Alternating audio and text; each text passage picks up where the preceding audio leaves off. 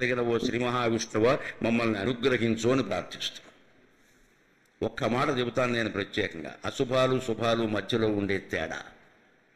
తులసికోట మనకి చాలా శుభం కదండి. తులసికోట లేని ఇల్లుందా? ఉండదు కదా. మీకు విచిత్రం ఏంటంటే కొన్ని సమాధుల మీద కూడా తులసికోట కడతారు, గమనించండి. మరి సమాధుల మీద తులసికోట కట్టారు కదా అని మన ఇళ్లలో తులసికోటను పరిచయించామా? మృతి గురించి మాట్లాడింది కదా అని గరుడ పురాణాన్ని పరిచయించడం కూడా అంతే తప్పు. తులసికోటను పరిచయించడం ఎంత తప్పు, గరుడ పురాణాన్ని వినకపోవడం కూడా అంతే తప్పు.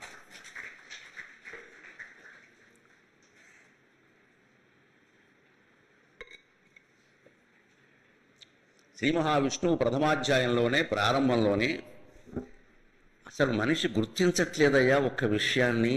గరుడా, చనిపోయేటప్పుడు ఒక అద్భుతం జరుగుతుందయ్యా, ఎందుకు గుర్తించరో నాకు తెలియట్లా అన్నాడు. ఎవ్వరికీ ఆ ధ్యాస ఉండదండి. ఇంకా ఎవరో రాలేదనో, లేకపోతే ఇంకా ఓ పెద్ద డాక్టర్ గారిని పిలిస్తే ఇంకో 2 రోజులు బతికిస్తాడో. ఈ 2 రోజులు బతికి ఈ పెద్ద మనిషి ఏం చేస్తాడో తెలియదు. వీడికి 92 ఏళ్ళు ఉన్నాయి. కొన్ని 25 ఏళ్ళు, 30 ఏళ్ళు, 40 ఏళ్ళు, 50 ఏళ్ళు అయితే వేరేవి. 92 ఏళ్ళు ఉన్నా సరే పెద్ద డాక్టర్ గారిని పిలవరా, పెద్ద ఇంజక్షన్ ఇంకా ఎంత ఇంజక్షన్ చేయాలి నాకు? గొంతులోకి దిగడం లేదు. ఇప్పుడు దిగితే ఏం చేస్తావు? ఇంకో కొంప ఆర్పేస్తావు. ఇప్పుడు ఆర్పిన కొంపలు కాకుండా.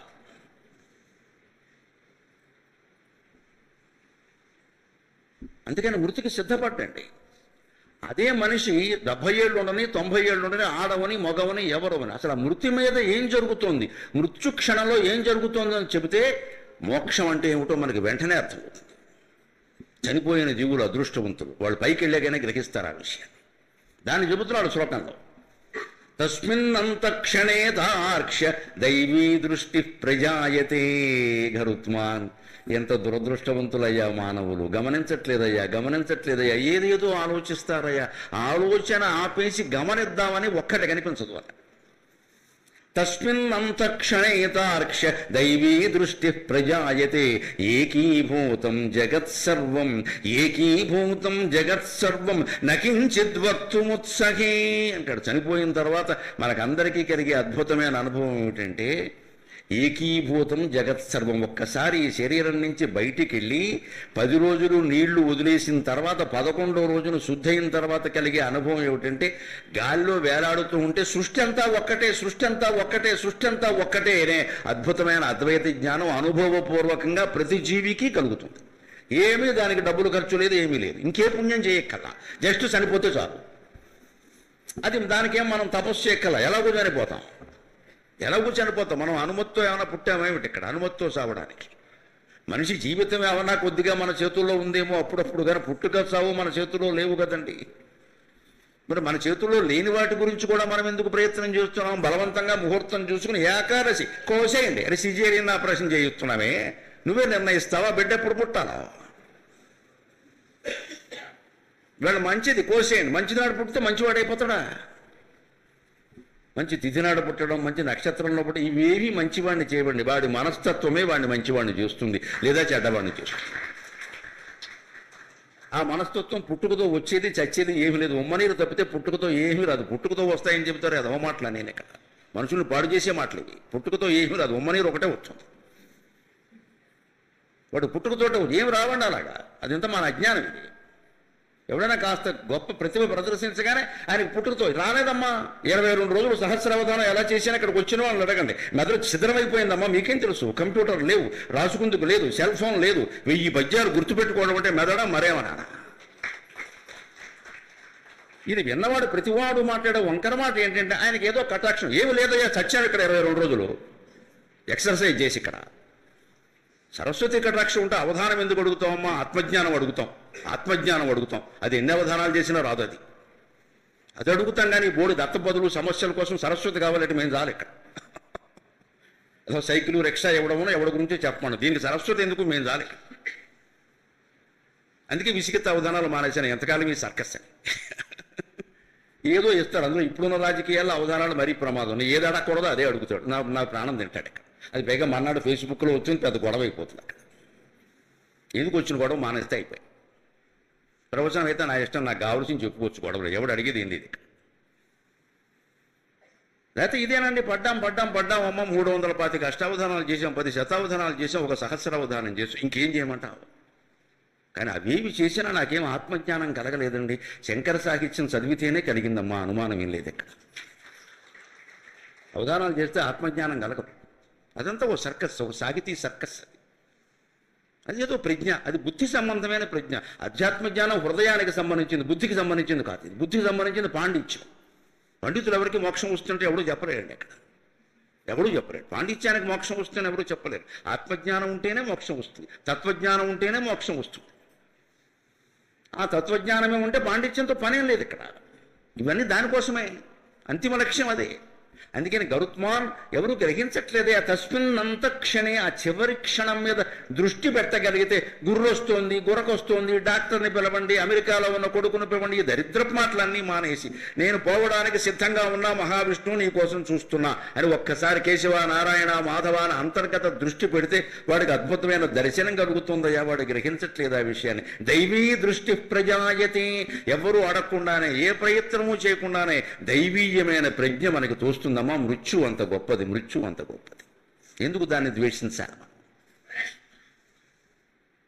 దైవీ దృష్టి ప్రజాయితే, దైవంగా తానే దైవమైతే ఏ దృష్టితో ఉంటాడు అంటే, క్షీరసాగరంలో ఉండే శ్రీ మహావిష్ణువు ప్రపంచం పట్ల ఏ దృష్టితో ఉంటాడు? అంతా ఒక్కటే అన్న దృష్టితో ఉంటాడు. కాకపోతే రావణాసురుడు మమ్మల్ని చావుకొట్టేస్తున్నాడండి, మీరు అవతరించండి అంటే ఆయన ఏమన్నాడు తెలిసి, ప్రశాంతంగాను మంచిది మీరు వెళ్ళండి, వాడి పాపం పండాక వస్తా. పాపం పండాక రావడం ఏంటండి, వెంటనే రావాలి కానీ అదే అన్నాడండి. మీరు పురాణాలు చదువుకోండి, ఏ దేవుడు వెంటనే దిగి రాలేదమ్మా, ఏ దేవుడు వెంటనే దిగి రాలేదు ఇక్కడ. ఎందుకని? వాడి పాపం పండడం అనేది ఒకటి ఉంది అక్కడ. కర్మఫలం వాడిని అనుభవించే అవకాశం రాకుండా మహావిష్ణువు కూడా వాడిని ఏం చేయలేడు. చేయడానికి ఎడితే ఓడిపోతాడు, అనుమానం లేదు ఇక్కడ. చేయడానికి ఎడితే ఓడిపోతాడు. మధుకైటముల్ని గెలవడానికి 5000 ఏళ్ళు పట్టింది శ్రీ మహావిష్ణువు. శ్రీ మహావిష్ణువు 5000 ఏళ్ళు ఏమిటండి పట్టింది. చీరా గెలుస్తుంటే తలగా ఎగిరిపోయింది, దాన్ని మళ్ళీ అమ్మవారు తెచ్చి పెట్టింది అక్కడ. హయగ్రీవుడు కూడా అప్పుడే పుట్టింది దేవీ భాగవతంలో. మహావిష్ణువుకి 2 రాక్షసుల్ని గెలవడానికి ఇంత యాతన అయితే నువ్వేదో చెప్పేస్తున్నావు ఇక్కడ. తేలిగ్గా ఎలా తేలిగ్గా అవుతాయి? వాడిని చంపినా వాడి కర్మఫలమే చంపాలి, వాడిని బతికించినా వాడి కర్మఫలమే బతికించాలి. పైవాళ్ళు చేసేది ఏమీ లేదు ఇక్కడ. ఆ సమయం వచ్చాక ఇప్పుడు చేసే పని ఉంటే స్విచ్ ఆన్ చేయడం అంతే. ఎంత విద్యుత్ ప్రవహిస్తున్నా స్విచ్ ఆన్ చేయాలి కదా. కానీ విద్యుత్ అక్కడ లేకుండా నువ్వు స్విచ్ ఆన్ చేసి కూర్చుంటే ఉపయోగం ఉంది అక్కడ. అక్కడ కరెంట్ పెట్టుకోవాలి కదా, పెట్టుకోకుండా స్విచ్ ఆన్ చేయడం అంటే, కరెంట్ అంటూ బిగించి ఏర్పాటు అయ్యాక నువ్వు స్విచ్ ఆన్ చేయాలి. కానీ నేను స్విచ్ ఆన్ చేసినా రాలేదంటే ఎందుకు ఆన్ చేస్తున్నా పిచ్చోడా? అక్కడ కరెంటే లేదు, అది ఉన్నంత మాత్రాన రాదు, నువ్వు స్విచ్ ఆన్ చేయాలి. ఈ స్విచ్ ఆన్ చేయడమేనండి జీవితాల్లో మనం చేసే పదానికి. ఇంత గొడవ ఎందుకు అసలు? అహంకారం. నేనేదో చేసేసా, ఇంకా నేను చేద్దాం అనుకుంటున్నా. నువ్వు అనుకునే వరకు దేవుడు ఉంచుతాను. నేను ఎక్కడ అనుకోవలసింది ఏమీ లేదు. మనిషి ఆత్మజ్ఞానం పొందడం తప్ప అది ఎవడో అనుకోవడం ఎవడికి అక్కర్లేదు. అందరూ బాగున్నారండి. మా చిన్నబ్బాయి ఇంకా సెటిల్ అవ్వాలి. నీకు ఎందుకు గొడవ? నీకు 70 ఏళ్ళు ఉన్నాయి. అది చిన్నబ్బాయి పెళ్ళని చూసుకుంటారు. వదిలే ఆ విషయాన్ని. వాడు అప్పుడు సెటిల్ అవుతాడు అనుకో. అప్పుడు సెటిల్ అయ్యాడు కానండి, జీతం ఇంకా రావట్లా. వీడికి ఈజంతా సరిపోతుంది చిన్నబ్బాయి గురించి. చివరికి చిన్నబ్బాయి వాడిని తీసుకెళ్ళి వృద్ధాశ్రమంలో భారత్లో సెటిల్ అవుతాడు. అప్పుడు నేను సెటిల్ అయ్యాను నాన్న, నువ్వు అక్కడ సెటిల్ అవ్వాలి. ఎందుకు? వాడి సెటిల్మెంట్ గురించి ఇప్పుడు వాడేమన్నా 30 ఏళ్ళు వచ్చాయి, వాడికి పెళ్ళి అయింది, వాడు ఆలోచించుకోవాలి. మనకెందుకంటే వాడిని నువ్వు చేసాం కదా. 70 ఏళ్ళు వచ్చాయి, ఇంకేం చేస్తాం? జీవితాంతం వాడిని పోషిస్తూ కూర్చుంటాం ఇక్కడ. ఆ చింత వదిలేయాలి. నాకు అదొక్కటే ఉందండి, అదొక్కటే ఎందుకు వదిలేయలేకపోతున్నాం? అది నీ బాధ్యత అని ఎవరు చెప్పారు? పిల్లలు స్థిరపడ్డం అనేది తల్లిదండ్రుల బాధ్యత కాదండి. ఆశ్చర్యకరమైన మాటలు అనిపిస్తుంది. వాళ్ళు స్థిరపడ్డం మన బాధ్యత ఎలా అవుతుందండి? వాళ్ళని పెంచి పెద్ద చేయడం వరకే తల్లిదండ్రుల బాధ్యత. సెటిల్ అవ్వడం మన బాధ్యత కాదండి. మన ప్రయత్నాలు మనం చేస్తాం, చెప్పవలసిన సలహా చెబుతాం. వాడికి సెటిల్ అయ్యే ఉద్దేశం లేకపోతే ఎప్పటికే అవడక. తండ్రి బాగా సంపాదించిస్తుంటే ఎందుకు సెటిల్ అవుతాడు? దాని గురించి ఎంత మనకి అంటే మనం ఓవరాక్షన్ చేస్తున్నాము. పెళ్లి చేసుకున్నాం, పిల్లల్ని కన్నా వాళ్ళు పెంచాం, పెద్ద చేసాం, వాళ్ళకి 30 ఏళ్ళు వచ్చే పెళ్ళిళ్ళు నీకు వాళ్ళు చూసుకోవాలి. ఈ దృష్టితో ఉన్నవాడు ఏమాత్రం 70 రాని 80 రాని ఆ ప్రాణం పోయే స్థితి వస్తే లోపల ఏం జరుగుతుందో గమనించాలి ఆ జీవి. అది చెబుతున్నది విష్ణువు. లోపలికి గమనించు. దైవీ దృష్టి ప్రజాయితి. ఇది ప్రతిరోజు కూడా జరుగుతుందండి, సరిపోక్కర్లేదు దీనికోసం. రమణ మహర్షి చెప్తారు ఆ విషయాన్ని. మనిషి నిద్రపోవడానికి, గాఢ నిద్రలోకి వెళ్ళడానికి ముందు ఒక క్షణం, మళ్ళీ నిద్రలోంచి మెలకువలోకి వచ్చే ముందు ఒక్క క్షణం ఖచ్చితంగా ఒక చమక్ మన ఒక కాంతి వెలుగుతుంది. దాన్ని కనిపెట్టిన వాడు జీవన్ముక్తుడి కింద లెక్క అన్నాడు రమణ మహర్షి బోధనలో. ప్రతిరోజు, ఎందుకంటే నిద్రని మన వాళ్ళు శాస్త్రంలో నిత్య ప్రళయం అన్నారు. నిద్ర అని మనం అంటాం. వేదాంత శాస్త్రంలో నిద్రను నిత్య ప్రళయం అన్నారు. రోజు నీకు మృత్యువును గుర్తు చేయడమే కోసమే నిద్ర పెట్టాడు దేవుడు. అంతకంటే నువ్వు పొద్దున్న గుర్రెట్టి పడుకోవడానికి కాదు, పక్క వాళ్ళకి నిద్ర పట్టకుండా. నిద్రను ఎందుకు పెట్టాడు దేవుడు అంటే, పోతావు ఇలాగే పోతావు, చూసుకో, జాగ్రత్త పడు 70 వచ్చాయి 80 వచ్చాయి, ఇకనైనా ఊరికి గుర్రెట్టేస్తున్నావు. ఆ గుర్రు పెట్టే బదులు గురువు గారి దగ్గరికి వెళ్ళొచ్చు కదా, కాస్త జ్ఞానం పొందొచ్చు కదా. పొందలేండి. ఇంకా కొన్ని మనకు ఉన్నాయండి బాధ్యతలు. ఇప్పుడు వేదాంతం మంచిదే కానండి, మరి ఉన్నవి నువ్వు తప్పించుకుంటే వెంటనే తప్పుతాయి. నీకు తప్పించుకోవడం ఇష్టం లేదు. సమస్యలేం లేవండి, మనకి ఇష్టం లేదంతే. అందుకని దైవీయ దృష్టి ప్రజాయతి, అనుకోకుండానే దివ్య దృష్టి అంటామే. దైవీయ దృష్టికి ఖచ్చితంగా కలుగుతుందయ్యా, రోజు కలుగుతుంది. సరే, రోజు అంటే ఏదో తాపత్రయంలో ఉన్నాడు, తక్కమని లేస్తాడు, చూసుకుంటాడు, గుర్తుపెట్టి చచ్చిపోయేటప్పుడు వేరే పనే ఉంది. 80 ఏళ్ళు వచ్చాయి, మంచంలో ఉన్నాడు, ఆసుపత్రుల్లో ఉన్నాడు, లేకపోతే ఇంట్లో ఉన్నాడు, ఏదో జరిగింది, బెడ్ మీద మంచం మించి లేవద్దు, 3 నెలలు రెస్ట్ అన్నారు. అప్పుడు ఈ పెద్ద మనిషి ఏం చేస్తాడండి? అప్పుడు కూడా ఫోన్ పట్టుకుని, ఎందులో ఇలా అయిపోయింది మనకి, ఇలా కాకపోతే ఏం చేస్తావు? అప్పుడు కూడా ఏడుపే. ఇంత జరిగినా వాడు చూడడానికి రాలేదు, ఇప్పుడు వాడు వస్తే నీకేమైనా నయం అవుతుందా? ఇక్కడ ఇది అహంకారం అంటే.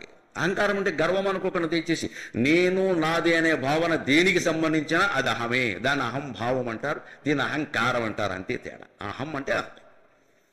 నన్ను చూడడానికి రాదు, వస్తే ఏమైనా తగ్గుతుందా మనకి వ్యాధి? వాడు ఎందుకంటే రావడం అనవసరపు డిస్టర్బెన్స్. కేశవ నారాయణ అనుకోవచ్చు కదా, అనుకోడు. వాడెవడో రాలేదంటాడు. వాళ్ళ కోసం ఎంత చేసాం మనం, కనీసం పలకరించడానికి రాలేదు. వస్తే నీకేమైనా తగ్గుతుందా? ఇదే జ్ఞానం. అప్పుడు ఏకీభూతం జగత్ సర్వం. ఈ జగత్ అంతా ఒక్కటిగా కనపడుతుంది. ఆ మనిషి ఎందుకు గ్రహించట్లేదో నాకు అర్థం కావట్లేదు. నకించిత్ వక్తుమీకతే, ఇంకప్పుడు ఏమీ మాట్లాడాలని కూడా మనిషి అనుకోట. ఆ జ్ఞానం పొందితే, దివ్య జ్ఞానాన్ని, ఆ దివ్య దృష్టి ఏర్పడితే అంతా ఒక్కటే అన్నది ఏర్పడి, అంతా ఒక్కటేనా? భార్య అనుకున్నా, భర్త అనుకున్నా, పిల్లలు అనుకున్నా, నేను అనుకున్నా, నా ఆస్తి, ఇదంతా ఏం లేదా? అంతా మిథ్య, ఒట్టి కళ కోసమా నేనంత చచ్చాను ఇదంతా ఇన్నేళ్ల పాటు? అయ్యి బాబోయ్, ఎంత తప్పు అయిపోయింది అని వెంటనే తెలుసుకుంటాడయ్యా. నకించిత్ వక్తుమీకతే. అసలు ఇంకా మాట్లాడాలని కూడా ఏం అనుకోడు. ఆ దృష్టికి మనం వెళ్ళాలని. అందుకే చివరి యాత్రను మనకి 4 రకాలుగా చెప్పారు. అందులో గొప్ప మాట మహాప్రస్థానం. ఇప్పుడు శ్మశాన కేంద్రాలు కొంతమంది మహాప్రస్థానం అని పెడుతున్నారు, వాహనాలు కూడా. అది చాలా గొప్ప మాట. శ్రీశ్రీ తన పుస్తకానికి పెట్టాడు. ఆయన ఉద్దేశం ఏదో ఒక యాత్ర కోసం వాడాడు. అంతిమ యాత్రను మహాప్రస్థానం అంటారు. ఆ మహాప్రస్థానం అనే మాటలో ఒక అంతరార్థాన్ని గమనించండి. అంటే ఏమిటి మహాప్రస్థానం? ఉత్తర దిక్కుగా బయలుదేరతారట. ఇంకా ఆగరు ఎక్కడ. ఆకలి దప్పిక ఏం కుదరదు, వెళ్ళిపోవడమే. మధ్యలో ఆగి నీళ్లు తాగడం కూడా ఉండదు, ఇంక వెళ్ళిపోవడమే. ఎక్కడ ప్రాణం పోతే అక్కడ పోతుంది. పాండవులు చేశారు ఆ పని. సరిగ్గా మీరు సైన్స్ ప్రకారం ఆలోచించండి. భారతీయ పురాణాల్లో ఉండే వైజ్ఞానికత ఏమిటో అర్థమవుతుంది. నిజంగా ఉన్న మనిషి ఒక చోట బయలుదేరి అది ఉత్తర దిక్కుగానే నడుచుకుంటూ పెడితే ఎక్కడికి వస్తాడండి? ఓడలో వెళ్ళి సముద్రంలో ప్రపంచం అంతా తిరిగి ఏం చెప్పాడండి? భూమి గుండ్రంగా ఉందని చెప్పాడు. ఎందుకుంది అంటే, నేను ఓడలో బయలుదేరినప్పుడు అలాగే ముందుకే వెళ్ళాను, పక్కకి రైటు లెఫ్ట్ తీసుకోకుండా పెడితే మళ్ళీ బయలుదేరిన చోటకు వచ్చానని చెప్పాడు. ఎందుకంటే భూమి గుండ్రంగా ఉంది. భూమి గుండ్రంగా ఉందని కనిపెట్టడానికి ఇదే కదా కారణం. ఓడ లేకపోతే కనిపెట్టేవారు కాదండి. అంతకుముందు బల్లపరుపుగా ఉందని అనుకున్నారు అందరూ. భూమి గుండ్రంగా ఉందని యాత్ర చేసిన వాళ్ళు ఎందుకు కనిపెట్టారంటే ఓడ కారణంగా. ఓడలో బయలుదేరిన వాడు అదే దిక్కుకు అలాగే రైటు లెఫ్ట్ తీసుకోకుండా పెడితే ఎక్కడికి వస్తాడు అంటే తిరిగి బయలుదేరిన చోటుకు వస్తాడు అన్నారు. అంటే భూమి గుండ్రంగా ఉందని కనిపెట్టారు. మహాప్రస్థానంలో కూడా చివరి యాత్ర అదే దిక్కుకి అలాగే పెడితే ఎక్కడికి వస్తాడంటే తాను ఎక్కడ బయలుదేరాడో అక్కడికి వస్తాడు. అంతవరకు రాడు, పోతాడు శరీరం. కానీ వస్తే, ఒకవేళ వస్తే అక్కడికే వస్తాడు. అంటే అర్థం ఏంటి? నువ్వు ఎన్ని తీర్థాలు తిరిగినా, ఎన్ని క్షేత్రాలు తిరిగినా, ఎన్ని గ్రంథాలు చదివినా, ఎన్ని ప్రవచనాలు విన్నా, అంతిమంగా నీ దగ్గరికి నువ్వు వెడితే తప్ప ఎవరేం చెయ్యలేరు, ఎవరేం చెప్పలేరు. నీ దగ్గరికే నువ్వు వెళ్ళాలి, నీలోకే నువ్వు వెళ్ళాలి. నాలో నేను ఇంతకు మించినటువంటి మంత్రం లేదు, మాట లేదు. నాలో నేను. ఆ నాలో నేనుకి ఎంత సమయం కేటాయిస్తున్నావో మనం అందరం ఆలోచించుకుందాం. కాస్త ఇంట్లో ఒంటరిగా ఉండవలసి వస్తే అందరూ వెళ్ళిపోయారు, నన్ను ఒక్కడిని వదిలేశారు. ఇంతకంటే అదృష్టం లేదు నిజానికి. అనుకోవడం, ఎవరికో ఫోన్ చేయడం, ఓ సోంబేరిగాన్ని పిలవడం, ఒక గంట సూది ఇక్కడ. వాడి టైం పాడైంది, మన సమయం పాడైంది. అసలు అందరూ మనల్ని వదిలేసి వెళ్ళిపోవడం అనేది ఎంత అదృష్టం అండి. వాళ్ళు మృత్యు దశను గుర్తు చేస్తున్నారమ్మా, వాళ్ళకి నమస్కారం చేయాలి. వదిలేసి వెళ్ళిపోవడమే ఇది కదా, నా దశను నాకు గుర్తు చేశారు, సంతోషం, నేను ఒక్కడనే ఉంటాను అని జపం చేసుకోవచ్చు కదా, మనకి ఇష్టమైన పుస్తకం చదువుకోవచ్చు కదా, ఆధ్యాత్మిక గ్రంథం. అసలు మనలోకి మనం వెళ్ళి కళ్ళు మూసుకుని కూర్చోవచ్చు కదా, లోపల ఏం జరుగుతుందో. ఉండదేమండి అలా. మనం తోసని జబ్బు, ప్రపంచంలో చాలామందికి ఉన్న జబ్బు అంటే తోసని జబ్బు. పట్టుకుని తోసి బారెత్తే అప్పుడు తోస్తుంది. ఇక్కడ తోచకపోవడం ఏంటండి? నీలో నువ్వు ఉంటే తోచకపోవడం ఉండదు. ఇక్కడ నీకు ఎందుకు తోచట్లేదు అంటే ఎవరో నీ పక్కన ఉండాలని చూస్తున్నావు ఎంతసేపు. ఇక్కడ ఎందుకు ఉంటే ఏం చేస్తావో చెప్పు, ఆలోచించు, ఇంకా ముందుకెళ్ళు. ఆలోచన ఎప్పుడు మధ్యలో ఆపేయకూడదు. ఎవరో మన దగ్గర ఉంటే ఏం చేస్తాం? ఆత్మస్తుతి పరనంద, ఆహాహా ఈహీ ఆశమ్మ పోషమ్మ ఏమీ లేదు ఇక్కడ. ఖచ్చితంగా ఈ ఇద్దరిని తప్ప అందరినీ తిడతారు ప్రపంచంలో. మన ఇద్దరమే మంచివాళ్ళం. వరంగల్ అంతా చెడిపోయినట్టే లెక్క. ఒకవేళ ఈ ఇద్దరిలో ఒక మనిషి బయటికి వెళ్ళి ఇంకోటి ఎవడన్నా వచ్చాడు, ఈ వెళ్ళిన వాడిని వెంటనే తిడతాడు ఈ కూర్చున్నవాడు. ఇప్పుడు వెళ్ళాడే వాడే మొత్తం పాడు చేశాడు. ఇప్పుడు ఇంతకంటే మనం చేసేది ఏమైనా ఉందా? ఆ మాట వాడి ముందు ఎందుకు అనలేకపోయి, నీకు ధైర్యం లేదు, వాడు ముక్కు మీకు గుద్దేస్తాడేమో అని భయం. నిజానికి ఈ ఇద్దరు కూడా మంచివాళ్ళు కాదు. ఒకవేళ మంచివాళ్ళు అయితే అందరూ మంచివాళ్ళు అయి ఉండాలి. కానీ మన అహం ఏం చేస్తుందంటే, ఎంతసేపు నేను గొప్పవాడిని, ఎదుటివాడిని కూడా గొప్పవాడు అనకపోతే వాడు మన గొప్పతనం ఒప్పుకోడు కదా. నాకు చిన్నప్పుడు ఒక మిత్రుడు ఉండేవాడు, హనుమంతరావు అని ఉన్నాడు, ఇప్పుడు ఉన్నాడు. వాడు నేను 8వ తరగతి వరకు కలిసి చదువుకున్నాం. తర్వాత ఏదో పాపం వాళ్ళు కొంచెం సాధారణ కుటుంబం, ఇంకా పై చదువులు చదవలేక వాడు మానేశాడు. సరే మాకేదో భగవంతుడు దేవల్ల ఒప్పుకుంది, మా నాన్నగారు చదివించారు. కానీ స్నేహమే కదా. వాళ్ళ తాతగారు ఊరికి ప్రెసిడెంట్, మా ఊరికి ప్రెసిడెంట్. వాడు మేము ఇద్దరం ఆడుకుంటూ వెళ్ళినప్పుడు 7వ తరగతిలో ఉండగా ఆ మురిక్కాలవ దగ్గర ఒక వంతెన ఉంటుంది. అక్కడికి వెళ్ళినప్పుడల్లా ఈ వంతెన మా నాన్నగారు మా తాతగారు మీ నాన్నగారు కలిపి కట్టించారని చెప్పేవాడు. నాకు మా నాన్న ఎప్పుడు అటువంటి గొప్ప పనులు చేయడం నేను చూడ. కానీ ఇంట్లో కూర్చుని ఏదో వచ్చిన వాడికి ఏదో చెప్పడమే కానీ ఏమి ఇలా ఏదో ప్రజోపకార కార్యక్రమాలు చేసినట్టు నేను చూడ. నాకు 2-3 సార్లు అన్నాక మా నాన్న కట్టించాడంటే నాకు గొప్పే కదా. వాళ్ళ తాతగారు కట్టించడం అంటే, ఎందుకంటే ఆయన సర్పంచ్, ఆయన కట్టించారు, అది తెలుసు. మా నాన్న ప్రమేయం ఏముంది ఇందులో అని నేను ఇంటికి వెళ్ళి మా నాన్నగారిని ఒకసారి అడిగిసా, ఆ మురికాల వంతున మీరు కట్టించారు కదా అన్న. మనం అలాంటి పనులు చేయం కదరా అన్నాడు ఆయన. నిజాయితీపరుడు కదా. మనం అలా ఎందుకు చేస్తాంరా, ఎవరైనా కట్టానంటే 10 రూపాయలు ఇస్తాను కానీ నేను తీసుకోను. మరి వాడు ఎందుకు చెప్పాడు అని నేను అడిగా. మరి వాడు అస్తమానం మీ పేరు చెప్తున్నాడంటే, ఒరే వాడి గొప్పతనాన్ని ఒప్పుకోవాలంటే నన్ను గలపాలి కదా అన్నాడు ఆయన. మా తండ్రికి నమస్కారం, మా తండ్రికి నమస్కారం.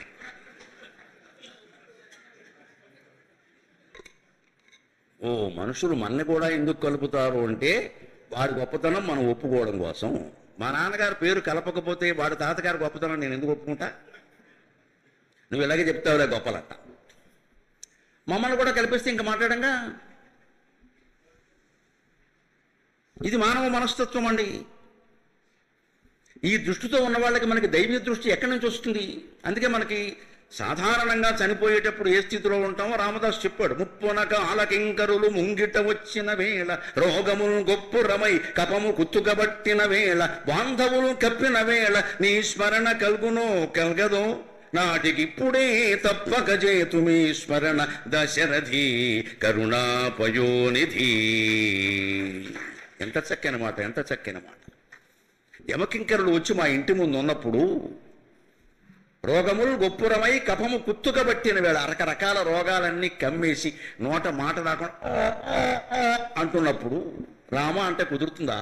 అమ్మా అనాలి. అదేంటో తెలియదు. అది నీకు కూడా అర్థం కాదయ్యా. నేను నీ మాట అన్నానో ఇంకే మాట, రావణ అన్నానేమో అనుకుంటా కొంపదీసి.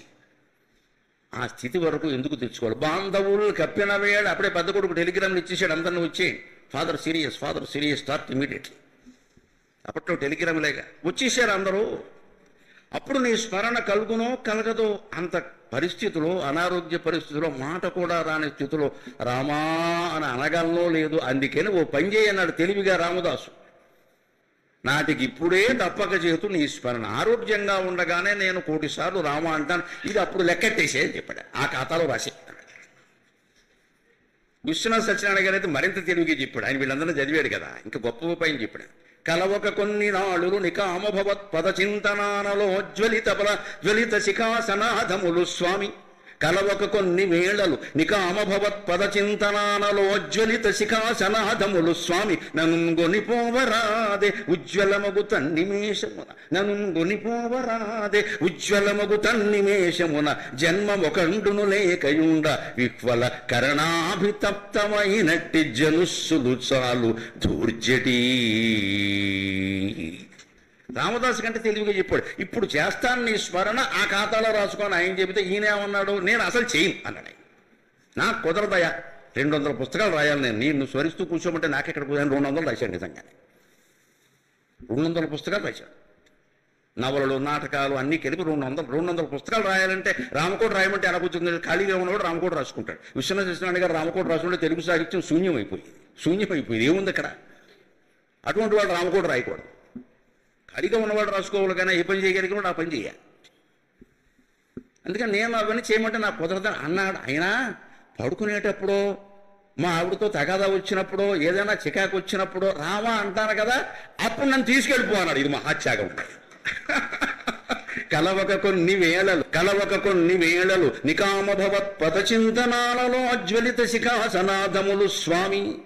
ఎప్పుడో అప్పుడు నీరసంతోనో, ఆయాసంతోనో, కోపంతోనో, పాపంతోనో రామా అంటాను కదా, నమశివాయ అంటాను కదా, అప్పుడు తీసుకెళ్ళిపోమన్నాడు. ఇది మహాత్యాగం అంటే. లోకంలో ఆయనకి జ్ఞానపీఠ పురస్కారం వచ్చి అంత గౌరవం పొందుతూ ప్రతి సభలో ఆయన వచ్చారంటే ఆహా ఓహో అనేవాళ్ళు అందరినీ పెట్టుకుని ఆయన మృత్యువుకు సిద్ధంగా ఉన్నాడు. నేను ఎప్పుడో నమశివాయ అంటాను కదా, అప్పుడు తీసుకెళ్ళిపో, నేనేమైనా వద్దనానా అన్నాడు. నన్ను గొనిపోవరా అది ఉజ్వలమగు తన్నిమేషమున, ఆ నమశివాయ అనేటప్పుడు నువ్వు తీసుకెళ్ళిపోయే భారం ఆయన మీద పెట్టాడు. నేను ఎత్తి మీద తేలుందంటే నీ చేత్తో తీసేయ. నేను అన్నాం, నాకు అనాలన్న గొడవ ఎక్కడుందయ్యా, నా అంతే ఎందుకు వచ్చింది? ఎప్పుడో ఒకప్పుడు అంటాను కదా, స్నానం చేసి 3 నీళ్ళు ఎత్తి మీద పోదామా శివాయ అంటా, అళ్ళకి వెళ్ళిపో, స్నానాల గదిలో పడిపోతాం, గొడవ వదిలిపోయి తీసుకెళ్ళిపో. నన్ను గొనిపోవరాదే ఉజ్వలమగు తన్నిమేషమున, జన్మం ఒకండును లేకుండా ఒక్కటే సరుతు. మళ్ళీ జన్మ పెట్టద్దు, 200 పుస్తకాలు రాయలేను నేను. మళ్ళీ ఎప్పటికే రాసినవి ఎవడో చదువుతాడో తెలియదు, ఏదో రాశాం. ఎందుకని బాధంతో చెబుతున్నాడు. విక్వల కరణాభితప్తమైనట్టి జనుస్సులు చాలు ధూర్జటి. ఈ కర్మేంద్రియాల వ్యామోహంలో, జ్ఞానేంద్రియాల వ్యామోహంలో తప్తమైపోయామయ్యా. ఇప్పటికే 70 ఏళ్ళు, ఇంకెందుకు ఇది నాకు వద్దు, మళ్ళీ జన్మొద్దు అంచేత నా మీద పెట్టద్దు ఆ భారాన్ని. ఒరే నువ్వు నామస్మరణ చేయరా, రామకోట రాయరా, తీర్థయాత్ర చేయరా, వద్దు, నీ మీదే నేను పడుతున్నా. ఎప్పుడప్పుడు రామ అంటాను కదా, లాక్కెళ్ళిపో, ఎవరు నేనేం అడగ, తీసుకెళ్ళిపో. అలా సిద్ధంగానే ఉన్నామో మనం? ఇంకా ఏదో చేయాలనుకుంటానే. ఇది నిజానికి చివరి స్థితిలో ఉండవలసిన పరిస్థితి, మనస్థితి. అప్పుడు రామ అంటాను కదా, లాక్కెళ్ళిపో, ఎవరు నేనేం అడగ, తీసుకెళ్ళిపో. అలా సిద్ధంగానే ఉన్నామో మనం? ఇంకా ఏదో చేయాలనుకుంటానే. ఇది నిజానికి చివరి స్థితిలో ఉండవలసిన పరిస్థితి, మనస్థితి. ఆ మనస్థితి లేకపోతే ఏం జరుగుతుందో భయంకరంగానే చెబుతున్నాడు గరుడ పురాణంలో. పైకి వెళ్ళాక ఈ జీవుణ్ణి యమకింకరులు ఎలాంటి మార్గంలో తీసుకెడతారు, కాస్త గుండెలు చిక్కపట్టుకుని వినండి. బీపీలు, షుగర్లో ఉన్నవాళ్ళు మరింత జాగ్రత్తగా ఉండండి. గుండెపోటు ఎప్పటికే 2 సార్లు వచ్చిన వాళ్ళు ఉంటే వెళ్ళి విశ్రాంతి తీసుకోండి. ఇక్కడ మళ్ళీ 3వ సారి వస్తే నాకు వస్తుంది ఉంటాయి, అలాగే ఉంటాయి. అది ఆ వాతలు అలాగే ఉంటాయి. క్షుత్రుట్పరీదోర్కదవానిలానిలైః సంతప్యమానః పది తప్తవాలుకే కృచ్ఛ్రేణ పృష్ఠే కశయా చ తాడితక చలత్యశక్తోపి నిరాశ్రమోదకే.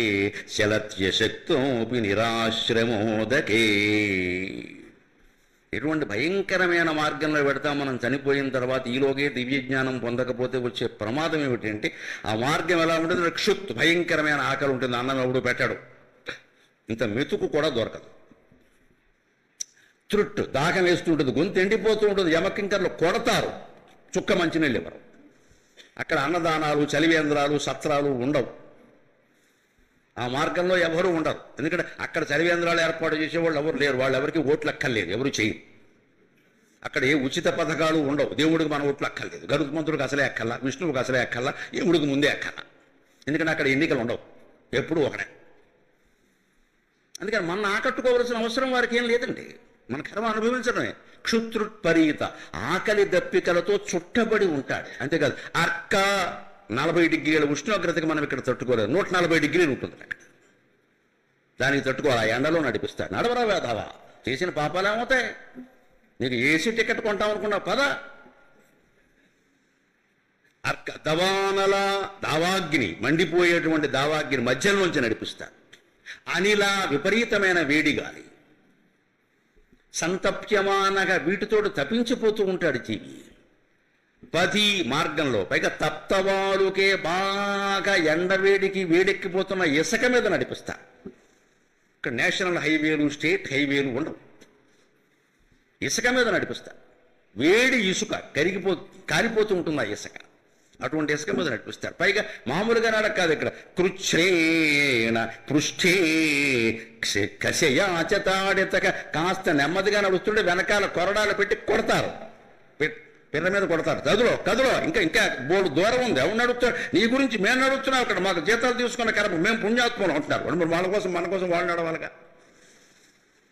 మీ గురించి మేము నడుస్తున్నాం, కర్మలారా పాపాలన్నీ చేస్తారు, ఇక్కడికి వస్తారు, చచ్చిపోతున్నాం, ఇక్కడ మాకు విముక్తి లేదు. అందుకని కొడుతూ ఉంటారు వెనకాల కొరడాలతో. దీనికి సిద్ధంగా ఉన్నామండి, ఉంటే పాపాలు చేద్దామండి. ఎవడాస్తి ఆక్రమించాలో, ఏ బలహీన వర్గాల స్థలాలు ఆక్రమించాలో ఇప్పుడు నిర్ణయించుకుందాం. ఏ వితంతు సొమ్ము లాగేయాలో, మనం చేసే పనులు ఇవే కదా. వాటికి శిక్షలు ఇలా ఉంటాయి. ముందు మార్గమే కఠినంగా ఉంటుంది. పది తప్తవాలుకే కృచ్ఛ్రేణ పృష్ఠే కశయాచతాడితగా చలతి అశక్తోపి, నడవడానికి శక్తి ఉండదు, కింద పడిపోతూ ఉంటాడు. కానీ నడవాలి, తప్పదు. వెనకాల కొడుతున్నారుగా. నిరాశ్రమ ఉదకే, పచ్చి మంచినీళ్లు కూడా పుట్టని చోట, నిరాశ్రమ చెట్టు నీడ కూడా లేని చోటకి నడిపిస్తాడు. సిద్ధంగా ఉన్నావా? అప్పుడు ఏడవక తప్పదు. అప్పుడు జీవుడు ఏమంటాడంటే, అజ్జ బాబోయ్, మా ఊళ్ళో మా పక్కనే ఉందండి గుడి, ఒక్కరోజు కూడా వెళ్ళలేదు నేను. అప్పుడు ఎలా ఏడుస్తాడో శంకరాచార్య కరావలంబ స్తోత్రంలో చెబుతారు. లక్ష్మీ నృసింహ కరావలంబ స్తోత్రంలో, బద్ధ్వాగళే యమభట బహుతర్జయంతక కర్షంతి యత్ర భవపాశశతైర్యుతం మాం, బద్ధ్వాగళే యమభట బహుతర్జయంతక కర్షంతి యత్ర భవపాశశతైర్యుతం మాం, ఏకాకినం పరవశం చకితం దయాళో, ఏకాకినం పరవశం చకితం దయాళో, లక్ష్మీ నృసింహ మమ దేహి కరావలంబం, హే లక్ష్మీ నృసింహ మమ దేహి కరావలంబం. ఆ జీవుడు ఆర్తి అంతా పట్టుకుని రాశాడు ఆయన కరావలంబ స్తోత్రం. 17 శ్లోకాలు ఉంటాయి. మొత్తం జీవితాన్ని వర్ణించాడు. సంసార సంసార సంసార, ప్రతిదీ సంసార అనే మాటతో మొదలవుతుంది. ఈ అధవయాత్రంతా ముగించుకుని అక్కడికి వెడితే మనకు దొరికేది బద్ధ్వా గళే యమభట, ఈ పీక పట్టుకుంటారు వాళ్ళు.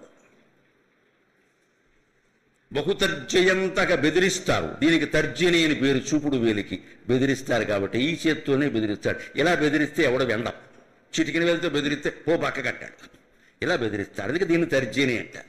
ఈ భూలోకంలో ఉండగానే మనం ఈ తర్జనిని ఎవరినో బెదిరించడానికి కాకుండా ఎవరి కన్నీళ్లు తుడవడానికి ఉపయోగిస్తే అక్కడ బెదిరించడం. భగవంతుడు చూపుడు వేలు ఇచ్చింది ఎవరినో బెదిరించడానికి కాదు, బాధపడుతున్న వాళ్ళ కన్నీళ్లు తుడవడానికి. మీరు గమనించండి, కన్నీళ్లు కూడా చూపుడు వేలుతోనే తుడుస్తాం, బొట్టన వేలుతోనూ చిటికిన వేలుతో తుడవం. దీన్ని ఎలా ఉపయోగించాలో మనం నేర్చుకోవాలి. ఉన్నది బెదిరించడానిక మాటిమాటికి. ఏం చేసేస్తావు నువ్వు? నీ శక్తి ఎంత, నీ సంపద ఎంత, నీ అధికారం ఎంత, అది అన్నాళ్ళు ఉంటుంది. ఎవరిని ఏం చేస్తావు ఇక్కడ? ఎందుకు ఆ బెదిరింపుడు? కాస్త పదవి వస్తే చాలు, మనకు ఎవరికి ఒళ్ళు తెలియదండి. ఇక్కడ కాస్త 10 రూపాయలు డబ్బులు పెరిగితే చాలు, ఎవరికి డొక్కలో పొడుస్తూ ఉంటుందండి. ఎంతమందిని బెదిరిస్తామో. ఇంకా నేను అనుకుంటే వరంగల్ అంతా కొనేస్తా, అనుకో కదా, అనుకునే వరకు ఉండాలి కదా అక్కడ. ఈ అహంకారమే పోవాలి. ఈ చూపుడు వేలు ఉన్నది బాధపడుతున్న వాళ్ళ కన్నీళ్లు తోడవడానికి కానీ బెదిరించడానికి కాదండి. మనం బెదిరించామనుకో, వాళ్ళు అంతకన్నా గొప్పగా బెదిరిస్తారు. అక్కడ బహుతర్జయంత, నీకంటే 10 వేళ్ళు ఎక్కువ పెట్టి బెదిరిస్తారు.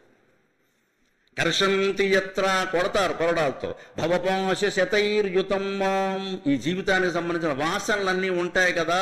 ఇంకా పిల్లలకి ఏదో చేయలేకపోయా, అనుకున్నట్టుగా సంపాదించలేకపోయా, నా జీవితంలో పెద్ద పదవి పొందాలనుకున్నా అది ఒక్కటే నాకు లోటు, పొందలేకపోయా.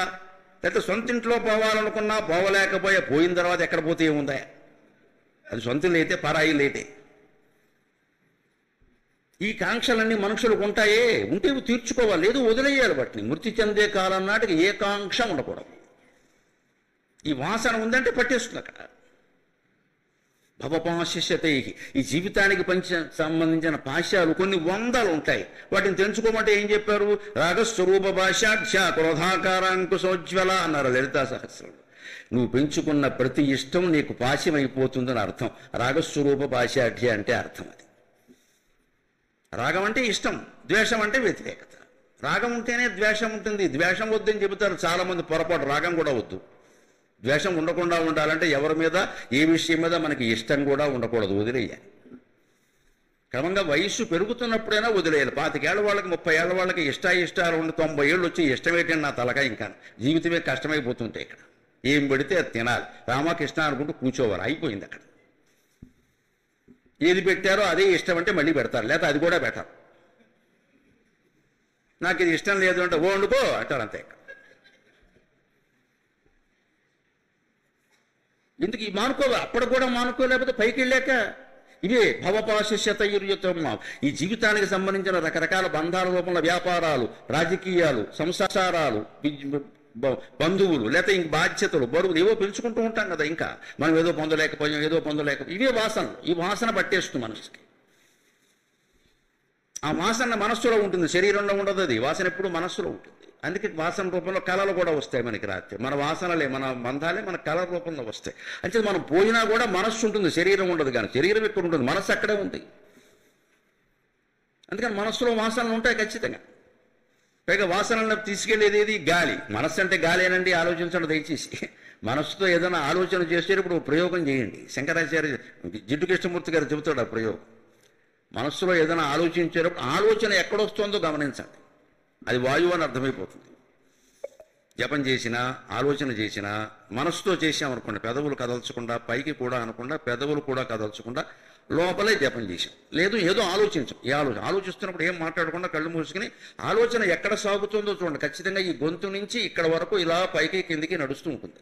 అంటే ఆలోచన వాయువు. ఆలోచన అంటే వాసన. మనస్సుకు మూలం ప్రాణం, అన్నమయ కోశం, ప్రాణమయ కోశం, మనోమయ కోశం. పైది ఎక్కడి నుంచి వస్తుంది? కింద దాని మీద వస్తుంది. కింద దాని మీద వస్తుంది. అందుకని కింద ప్రాణం ఉండబట్టి పైన మనస్సు వచ్చింది. ప్రాణం లేకపోతే మనస్సు ఉండదు. అంచేత ప్రాణాయామం చేస్తే మనస్సు నెమ్మదిస్తుంది. ప్రాణాయామంలో గొప్పతనం. ప్రాణ ఆయామం అంటే ప్రాణవాయువుని వెడల్పు చేయడం. ఆయామం అంటే వెడల్పు. ఏదో ఒక 10 సెకండ్లో పీల్చే గాలిని 10 నిమిషాల్లో పీల్చగలిగామనుకోండి యోగాభ్యాసం చేసి, మన ఆయుర్దాయం 10 నిమిషాలు పెరిగిపోయినట్టే. అందుకే నిత్యము ప్రాణాయామం చేసే వ్యక్తులకి ఆయుర్దాయం నిర్ధారించడం కుదరదు. 10 ఏళ్ళు పెరుగుతుంది వాళ్ళ ఆయుర్దాయం. 10 ఏళ్ళు పెరుగుతుంది. ఆయుర్దాయం నిర్ధారింపబడి ఉండదండి. జ్యోతిష్ శాస్త్రంలో అంకెలు చెబుతారు. ఎందుకంటే మనకు అర్థం కావాలి కాబట్టి. ఆయుర్దాయం ఎలా ఉంటుందంటే మనం పీల్చే వాయువు, వదిలే వాయువు, ఉచ్ఛ్వాస నిశ్వాస లెక్క. అవి నిమిషానికి 15 సుమారుగా, గంటకి 900, రోజుకి 21,600 సుమారుగా. ఇందులో మనకి బీపీ వచ్చి అన్నావు పోయింది, 1000 ఎక్కువ పీల్చావు, ముందే పోతాం. అందుకే కోపం తెచ్చుకోకుండా చూసుకోవాలి. లేదు నిరాశలోనే అన్నావు అనుకో, అదో 1000 పోయి. నువ్వు పెళ్లి కోసం చెక్కు రాసినా, తద్దినం కోసం చెక్కు రాసినా బ్యాంకు వాళ్ళు కట్ చేస్తారు. పెళ్లి శుభకార్యం అంటే ఆయనకు సంబంధం లేదు, కట్ చేస్తారు. ఉచ్ఛ్వాస నిశ్వాసాలు అంతే. శుభాశుభాలతో బ్యాంకు వాడికి ఏం సంబంధం? నువ్వు చెక్కు రాసావు, కట్ చేశావు. నువ్వు గాలి పీల్చావు, కట్ చేస్తావు. అంటే ఎక్కువ అనవలసిన అవసరం లేకుండా మనమే చూసుకోవాలి. ఆవేశాలు రాకుండా, కోపతాపాలు రాకుండా, నిరాశ నిస్పృహలు లేకుండా ప్రతిదీ తేలిగ్గా తీసుకుంటే మనిషి 80 ఏళ్ళు బతుకుతారని జాతకాలు చెప్పిన వాళ్ళు చెబితే 90 ఏళ్ళు బతుకుతాడు, అనుమానం లేదు. ఈలోపు పెంట తెచ్చిపెట్టుకుని నెత్తి మీద బొట్ట పెట్టుకుంటే 30 ఏళ్ళకి పోతాడు. ఆయుర్దాయం పెరుగుతుంది, తరుగుతుంది అనడంలో పుణ్యం చేస్తే ఆయుర్దాయం పెరుగుతుంది. పుణ్యం అంటే మంచి పని కదా, మంచి పని చేసి ప్రశాంతంగా ఉన్నావు. పాపం చేస్తే ఆయుర్దాయం తరుగుతుంది. ఎందుకు తరుగుతుంది? పాపం చేయడం వల్ల వాడు ఉద్వేగంతో ఉంటాడు. పాపం ఎవడు చేసి తిన్నగా ఉండలేడంటే మనం అనుకుంటాం వాడు సుఖంగా ఎప్పటికీ ఉండడు. వాడు ఆలోచన వాడికి ఉంది అక్కడ. వాడు చస్తున్నాడు భయపడి, ఎప్పుడు దీన్ని అనుభవించాల్సి వస్తుంది. వాడు సుఖంగా ఎలా ఉంటాడంటే మనకు కనిపిస్తున్నాడు సుఖంగా. వాడు ఉండడు, వాడికి నిద్ర పట్టదు, వాడికి తిండి తినలేడు, వాడు సంసార సౌఖ్యాలు ఏవి అనుభవించలేడు. పాపాత్ముడు ఎవడు అనుభవించలేడు. అక్రమంగా సంపాదించిన వాడు ఎవడు వేళకి అన్నం తినడు, సుఖంగా నిద్రపోడు. ఈ రెండు లేనప్పుడు వాడు దేనికని వాడు సంపాదన పని లేక. మనకి ఇంకా సక్రమమే ఎక్కువ, మళ్ళీ అక్రమం దేనికి ఇక్కడ. ఇప్పుడు మనం సుఖంగా ఉంటున్నావా లేదా అన్నారు ఒకటే రెండే ఉదాహరణ. తిన్న అన్నం 2 గంటల్లో అరిగిపోవాలి, పడుకున్నామంటే 2 నిమిషాలు నిద్ర పట్టాలి. ఈ 2 ఉన్నవాడికి నోబెల్ బహుమతి ఖాయం, శాంతి బహుమతి ఖాయం. వాడు శాంతంగా ఉంటాడు. 8ంటికి అన్నం తిన్నామంటే 10ంటికి పడుకునే సమయానికి బ్రేవ్ అని సుఖంగా పడుకోవాలి. మరి ఒక గ్లాస్ పాలు తాగడం, పడుకోవడం అంతే. పడుకున్నాం 10 గంటలకు పడుకున్నాం, 10 గంటల 2 నిమిషాలకి గుర్రే అంతే. అలా ఉండాలి. వాడికంటే అదృష్టవంతులు లేడు. 100 కోట్లు సంపాదించిన వీడికంటే దురదృష్టవంతుడు. ఇది మనలో ఎంతమందికి ఉంది? ఇంకా ఇలాంటి ప్రవచనాలకు వచ్చి వినేవాళ్ళ కొద్దిగా గొప్ప ఉంటుంది. గరుడ పురాణం వినకూడదురా అని ఆడిచేవాడికి ఇంక 10 ఏళ్ళు ముందే పోతాడు, అనుమానం లేదు. ఇది వింటే 10 ఏళ్ళు ఆయుర్దాయం పెరుగుతుంది, రాసిస్తా. పాపం చేయవు కదా, అందుకని ఆయుర్దాయం పెరుగుతుంది. ఇది విన్నవాడికి ఎందుకు పోతుంది? అవే పాపాలు మళ్ళీ చేస్తూ ఉంటాడు. ఇక్కడ పైగా ఏమంటాడు, అవన్నీ బ్రాహ్మణులు రాసుకున్నారు. బ్రాహ్మణులకు పనేం లేదు అక్కడ. పైగా ఈ పురాణాలు రాసిన బ్రాహ్మణుడు వ్యాసుడు బ్రాహ్మణుడు కాదు, బీసీడీ పల్లి పడుచుకు పుట్టాడు ఆయన. బ్రాహ్మణులు అంటారేంటి? ఆయన బ్రాహ్మణుడు కాదు, వాల్మీకి బ్రాహ్మణుడు కాదు, ఎస్టీ. అంటే బ్రాహ్మణులు రాశారని అనవసరంగా అప్రతిష్ట పాలు చేయ ఏం రాయలేదు. బ్రాహ్మణులు వీటిని నెత్తి మీద పెట్టుకు తిరుగుతున్నారు అంతే. అందుకు వాళ్ళని గౌరవించాలి. పురాణాలు చెప్పి ప్రవచనాలు చెప్పి నెత్తి మీద పెట్టుకు తిరుగుతున్నారు. రాసిన వాళ్ళు ఏమో ఒకడు బీసీడీ, ఒకడు ఎస్టీ. మాకేం పని పెట్టుకు తిరగడం? మా వాళ్ళు ఏమో రాయలేదు, ఏం చేయమంటాం? అన్నిటికీ బ్రాహ్మణం తిట్టడమే దొరికారు కాబట్టి. ఎవరు రాసుకోలేదండి, ఉన్న వాస్తవాలు ఇవి. అలాంటి మార్గంలో మనం వెడుతుంటే, అలా యమపట్లు తర్జనం చేస్తుంటే, బెదిరిస్తూ ఉంటే ఎలా బతుకుతామండి? అందుకని దాని నుంచి నన్ను కాపాడు స్వామి. లక్ష్మీ నృసింహమదేహి కరావలంబం, కాస్త నీ చేయూత నీవయ్యా అంటే ఆయన ఏమంటాడు, నీ పక్కన ఉన్నాను కదరా యాదగిరిలో ఓసారి కూడా వచ్చినట్లేవు అంటాడు. ఇప్పుడు వెళ్ళమ్మా, ఒకవేళ వెళ్ళినా కూడా మొక్కుకుని వెడతాం, గొప్ప కోసం వెడతాం, ఏదో చేస్తాం, కానీ నిజంగా జ్ఞానం కోసం వెళ్ళాం. జ్ఞానం కోసం అయితే నువ్వు యాదగిరి వెళ్ళక్కల, నీ ఇంట్లో కూర్చున్నా చాలు, అనుమానమే లేదు. నీ ఇంట్లో కూర్చున్నా చాలు. నీ ఇంట్లో లక్ష్మీ నృసింహస్వామి లేడా, ఓ చిత్రపటం లేదా, నువ్వు కూర్చున్నావు ఎప్పుడైనా? దానికి బొట్టెట్టో పారిపోయావు అంతే. దానికి శాలువా కప్పేసి దానికి బొట్టెట్టేసి ఎందుకు ఇవన్నీ పని లేక? దేవుడు చూడనప్పుడు ఇవన్నీ దేనికండి? ఇంట్లో పూజా మందిరంలో ఫోటోలు విగ్రహాలు ఉన్నాయంటే పువ్వులు వేయడం, నైవేద్యాలు వేయడం కాదండి. అక్కడ కూర్చుని ఒక్కో విగ్రహాన్ని అరగంట సేపు చూడండి, 24 గంటల్లో మోక్షం వస్తుంది. మనం చూడం. దానికి ఇది పామేసి అది తొండమో తోకో తెలియకుండా హారతి ఇచ్చేసి మనం బయటికి వెళ్ళిపోతాం. మళ్ళీ ఈ హారతులకి పుణ్యాలు మనమే కల్పిస్తాం. ఇక్కడ దానికి ఎంత దేనికి ఏ పుణ్యాలు లేవమ్మా. నువ్వు విగ్రహాలకు ఎంత చేసినా కూడా నీ మనస్సు నిగ్రహంగా ఉందా లేదా అనేది ముఖ్యం. ఇక్కడ అది లేనప్పుడు ఇవన్నీ దండగా. నువ్వు ఎన్ని హారతులు ఇచ్చినా ఒకటే, ఎన్ని పువ్వులు పెట్టినా ఒకటే. అదే గ్రహించుకోగలగాలి మనం. 36 విగ్రహాలు పట్టినా 36 పువ్వులు తోటలోంచి కోసి పట్టుకొచ్చి అక్కడ పెట్టేయడం ఎంతకంటే అజ్ఞానం లేదు. ఇక్కడ ఆ పువ్వులు తోటలో ఉంటే తోట ఎంత అందంగా ఉందండి, ఆ వీధంతా వాతావరణం బాగుంటుంది కదండి. అసలు మనకి అది నచ్చదు. మన దేవుడే బాగుండాలి, వీధి పాడైపోవాలి. ఇందుకోసం పూలు దొంగతనం కూడా చేసి పట్టుకురావాలి. పొద్దున్నే పూల పుట్టేసుకు బయలుదేరతాడు అక్కడ పూల దొంగ. వీడు కుక్కై పుడతాడని భారతంలో చెప్పారు. పూలు దొంగతనం చేస్తే కుక్కై పుడతాడు. ఈ పూలు నువ్వు కోయడమే తప్పయ్యా అంటే వాళ్ళ పూలకు వస్తా వెళ్ళి ఇక్కడ. పైగా వ్యథో వ్యాఖ్యానం ఏమిటంటే, ఆ పూలు దేవుడి మీద పెడితే వారికి పుణ్యం. ఎవరు చెప్పారు చెప్పు, ఎక్కడుందో? వీడు చెప్పేస్తాడు. నీకేదో చెయ్యాలన్నది దానికోసం నీ ఇష్టం వచ్చినమని చేస్తావు. ఇక్కడ సమాజం పాడైపోతుంది. ఇక్కడ ఇప్పటికే పర్యావరణం నాశనమైంది. పూల మొక్కలు పూలు కొయ్యకూడదండి. 1,00,000 పువ్వులు 1,00,000 మొక్కలకు ఉంటే ఆ తల్లి ఎంత ఆనందిస్తుందండి. తల్లికి బిడ్డలే కదా పువ్వులంటే. మన బిడ్డల ముక్కు గిల్లితే మనం ఊరుకుంటామా? 1,00,000 పూలు 1,00,000 పూలు ఎలా కోసేస్తారండి? చేతులా గొడ్డళ్ళ. అవి మాట్లాడలేవు కాబట్టి మనం కోసేస్తాం అంతే. పైగా దీని గొప్పలు చెప్పవు. ఇక్కడ 1,00,000 చామంతులతో పూజ అమ్మవారు చేపిస్తుందమ్మా. పిచ్చి పనులు చేయకండి. 1,00,000 చామంతులు ఆవిడకి అవసరంలా. నువ్వు పరిశుద్ధంగా ఉండవు, ఆవిడకి కావాలి. అది మనకి చేత కాదు కాబట్టి ఇవన్నీ చేస్తాం. నీవు ఇంట్లో అందరినీ గౌరవించు, ఆడపడుచు కొట్టోడు కోళ్ళు భేదాలు లేకుండా ఉండండి. అది కావాలి. 1,00,000 చామంతులు ఆవిడికి దేనికమ్మా? చెంపకా శోక పున్నాగ సౌగంధి గల సత్కచ. ఆవిడకు నువ్వేం పెడతావు ఇక్కడ? ఆవిడ జడలో 3 పూలు ఉన్నాయి, నువ్వేంటి పెట్టేది? 3 చామంతి.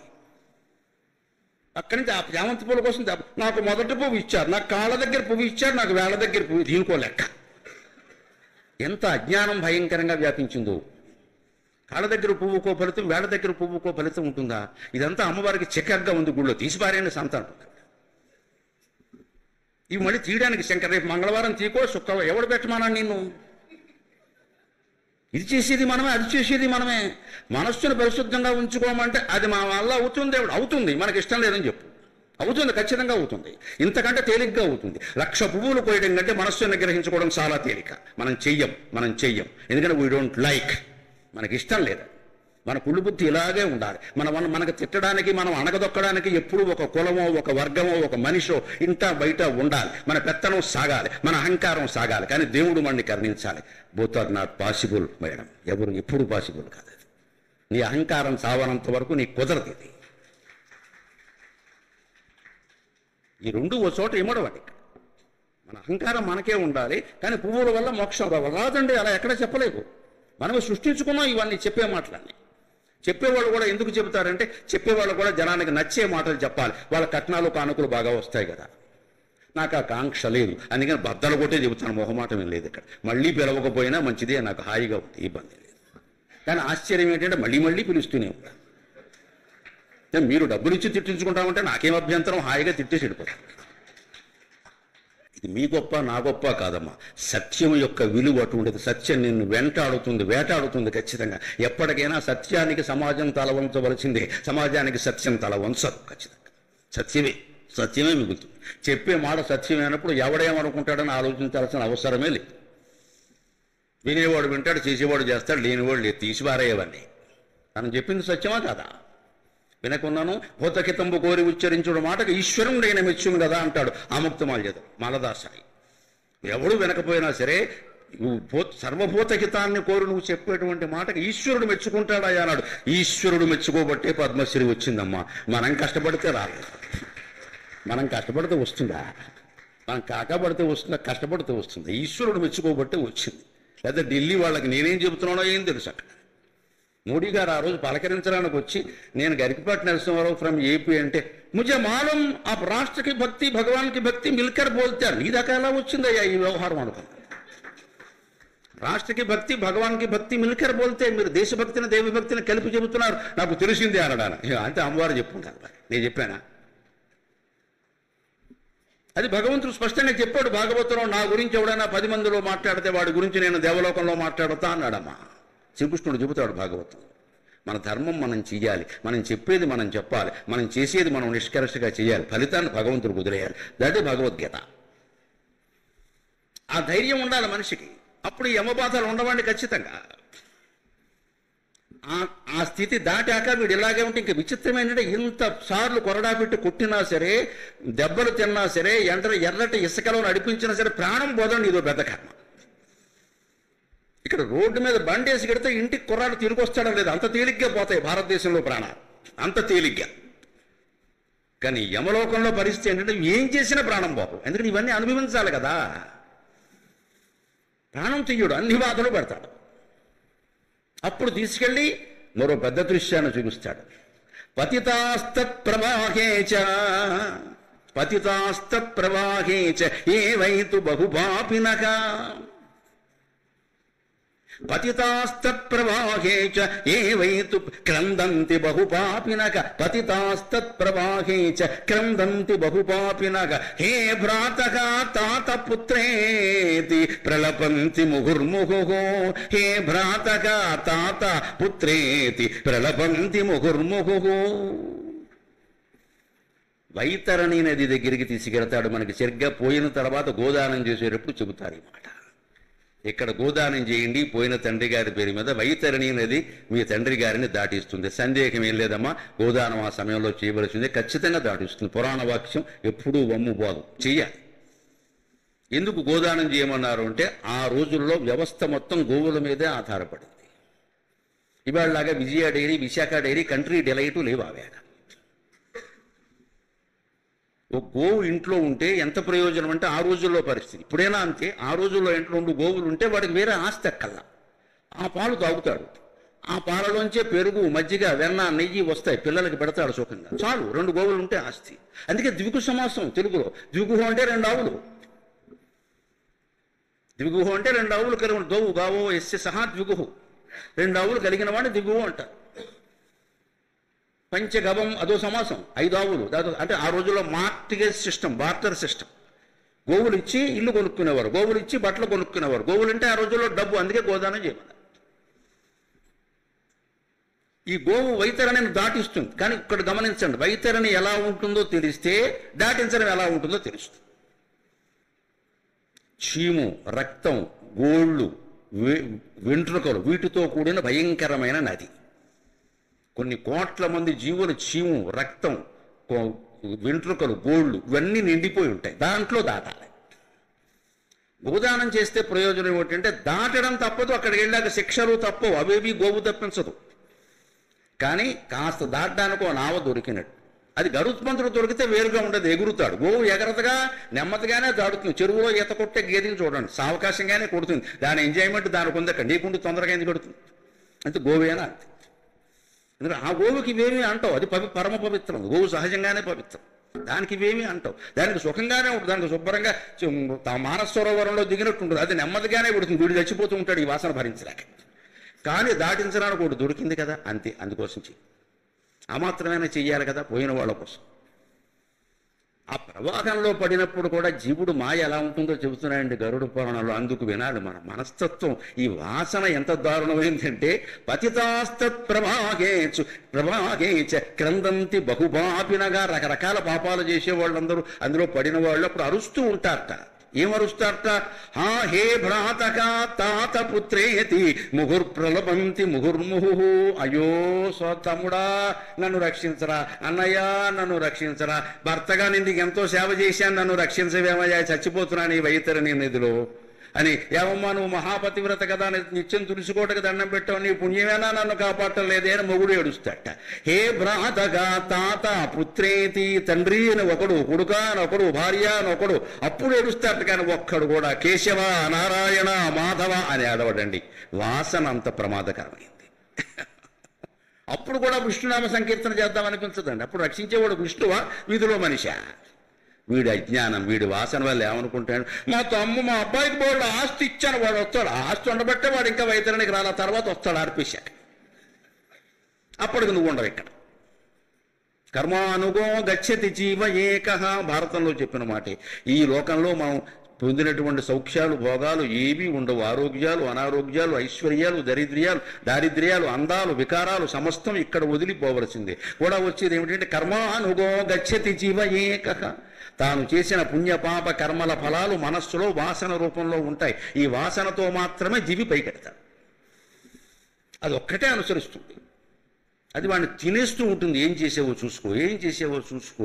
వాడు ఆస్తులు ఆపుకునేటప్పుడు ఇవేం గుర్తు రాలేదే, వాడేదో బలహీనుడైన మనిషి కదా అని ఇంటికి పిలిపించి గుండు గీయించి అవమానించేవే, గోళ్ళు చెక్కేసి అవమానించేవే, జుట్టు పీకేసి అవమానించేవే, మీసాలు సగం కత్తిరించి అవమానించేవే, ముక్కు చెక్కేసేవే, రకరకాల హింసలు పెట్టేవే, ఇవన్నీ నిన్ను పెడుతుంటే నీకు తెలియట్లా అని ఇక్కడ మనం ఏం పెట్టామో అవన్నీ అక్కడ పెడతాడు.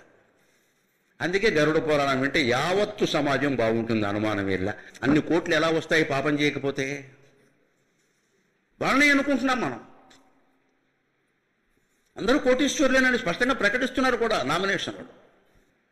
ఎవరికి చెప్పాలి? సామాన్య జనానికి చెప్పే ఉపయోగం అంటే పాలకులకే చెప్పాలి. భగవంతుడు నాకు అవకాశం ఇస్తే పరమధైర్యంగా చెబుతాను, ఉభయ శాసనసభల్లో చెబుతాను, అనుమానం వెళ్ళ. ఆంధ్రాలోనే చెప్పాలి, తెలంగాణలో చెప్పాలి. కొంత పాపం తగ్గినా మంచిదే. ఆ పుణ్యం నన్ను రక్షిస్తుంది, నా బిడ్డల్ని రక్షిస్తుంది, నాకేం అనుమానం. లోకం బాగుపడాలనే ఆశ తప్పితే ఇంకేమీ లేదు మనకి. అదేదో మనకు వాక్కు ఇచ్చారు, నలుగురు పిలుస్తున్నారు, చెబుతున్నాం. అయితే అమెరికాలో ఉంటారు, వాళ్ళకి ఏం పని ఇక్కడ ఇవన్నీ చేయించడం. ఇక్కడ వాళ్ళు చెల్లెల్ని పిలిపించి చేయించి ఆవిడ అంత శ్రమపడి ప్రశాంతగా 10 సార్లు ఫోన్ చేసి మాట్లాడారు. ఒక తాపత్రయం ఏదో బాగుపడతారు జనం, కాస్త చెప్తే 4 మాటలు. ఇంకేదో భక్తితో ఉండే పురాణం చెప్పుకుంటే కాలక్షేపం బాగానే ఉంటుందండి.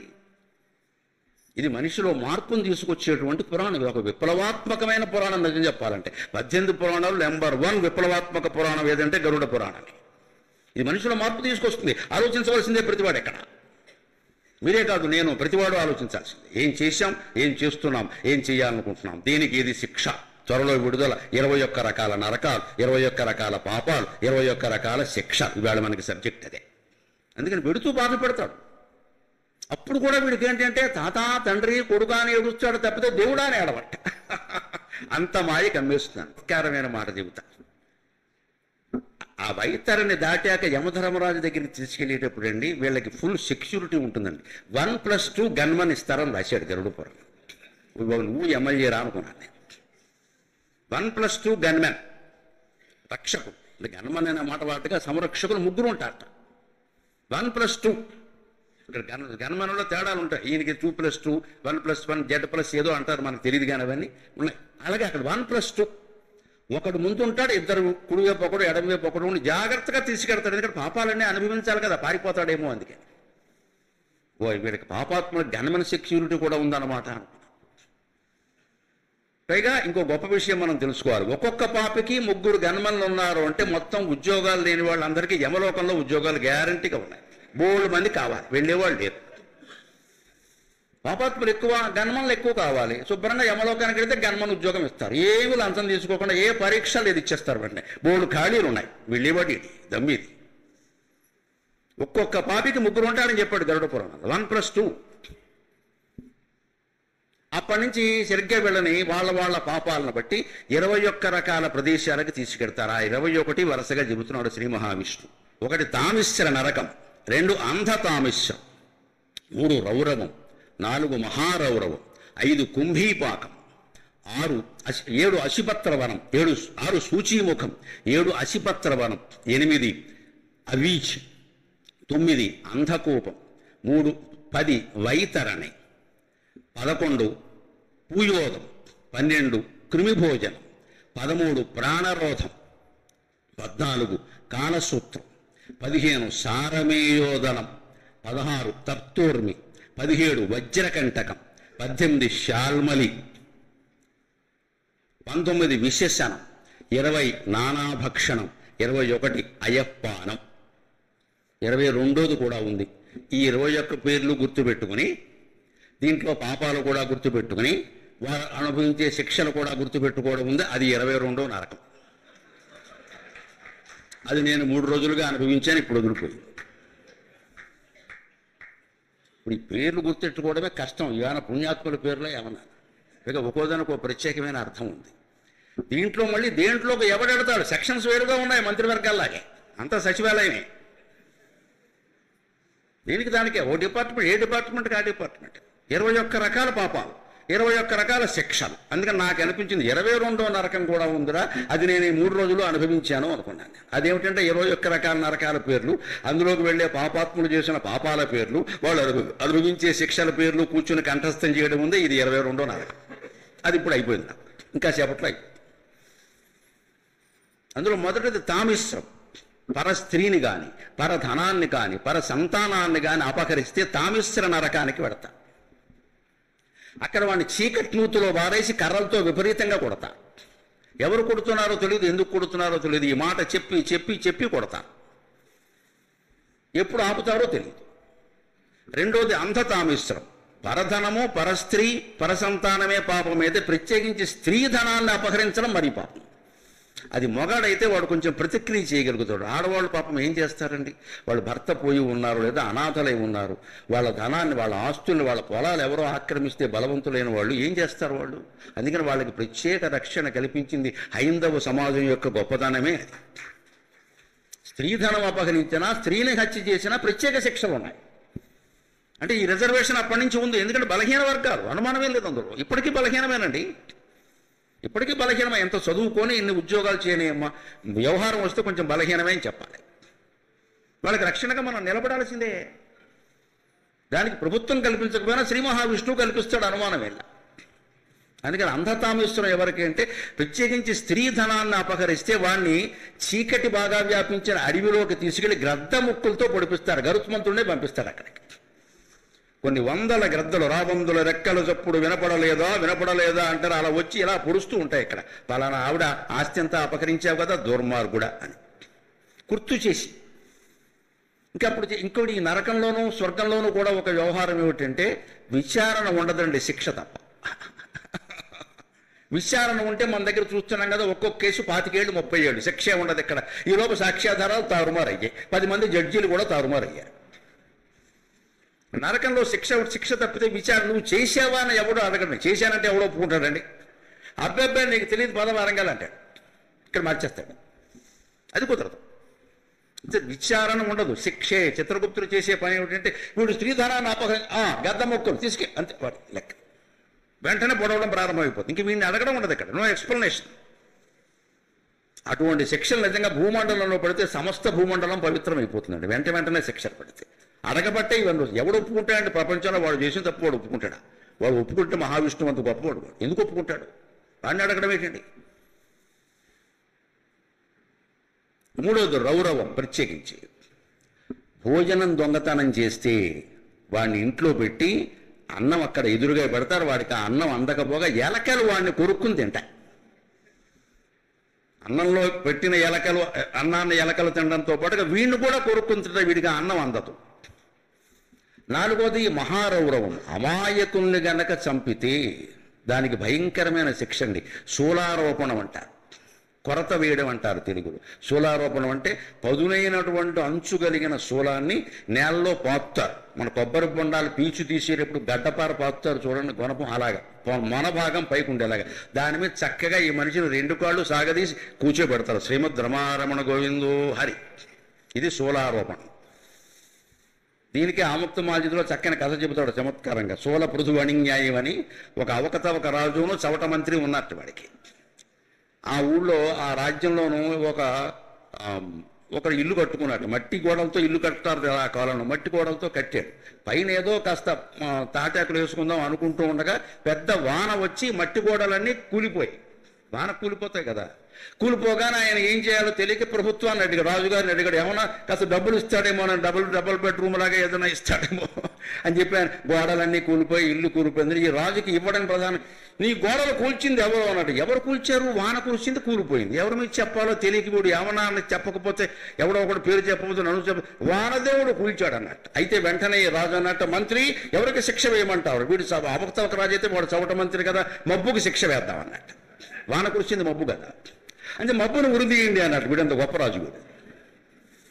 ఈ భటులు అంతకంటే గొప్పవాళ్ళు మబ్బును ఉరిదీద్దామని బయలుదేరారు. ఏం ఇలా కుదురుతుంది మబ్బును ఉరిదీయడం? అప్పుడు మబ్బును ఉరిదీయడం సాధ్యం కాదు, మబ్బును ఉరిదీయడం సాధ్యం కాదంటే మబ్బుకు కారణం ఏమిటో విచారణ చేయండి అన్నారు. పక్కనే ఒక కుమ్మరాయన కొండలు తయారు చేస్తున్నాడు. ఆ కొండల నుంచి వచ్చేటువంటి పొగ కారణంగా మబ్బు ఏర్పడింది. మరి ధూమం నుంచి మబ్బు వస్తుంది కదా, అందుకని కుమ్మరాయన ఉరిదీయమన్నారు.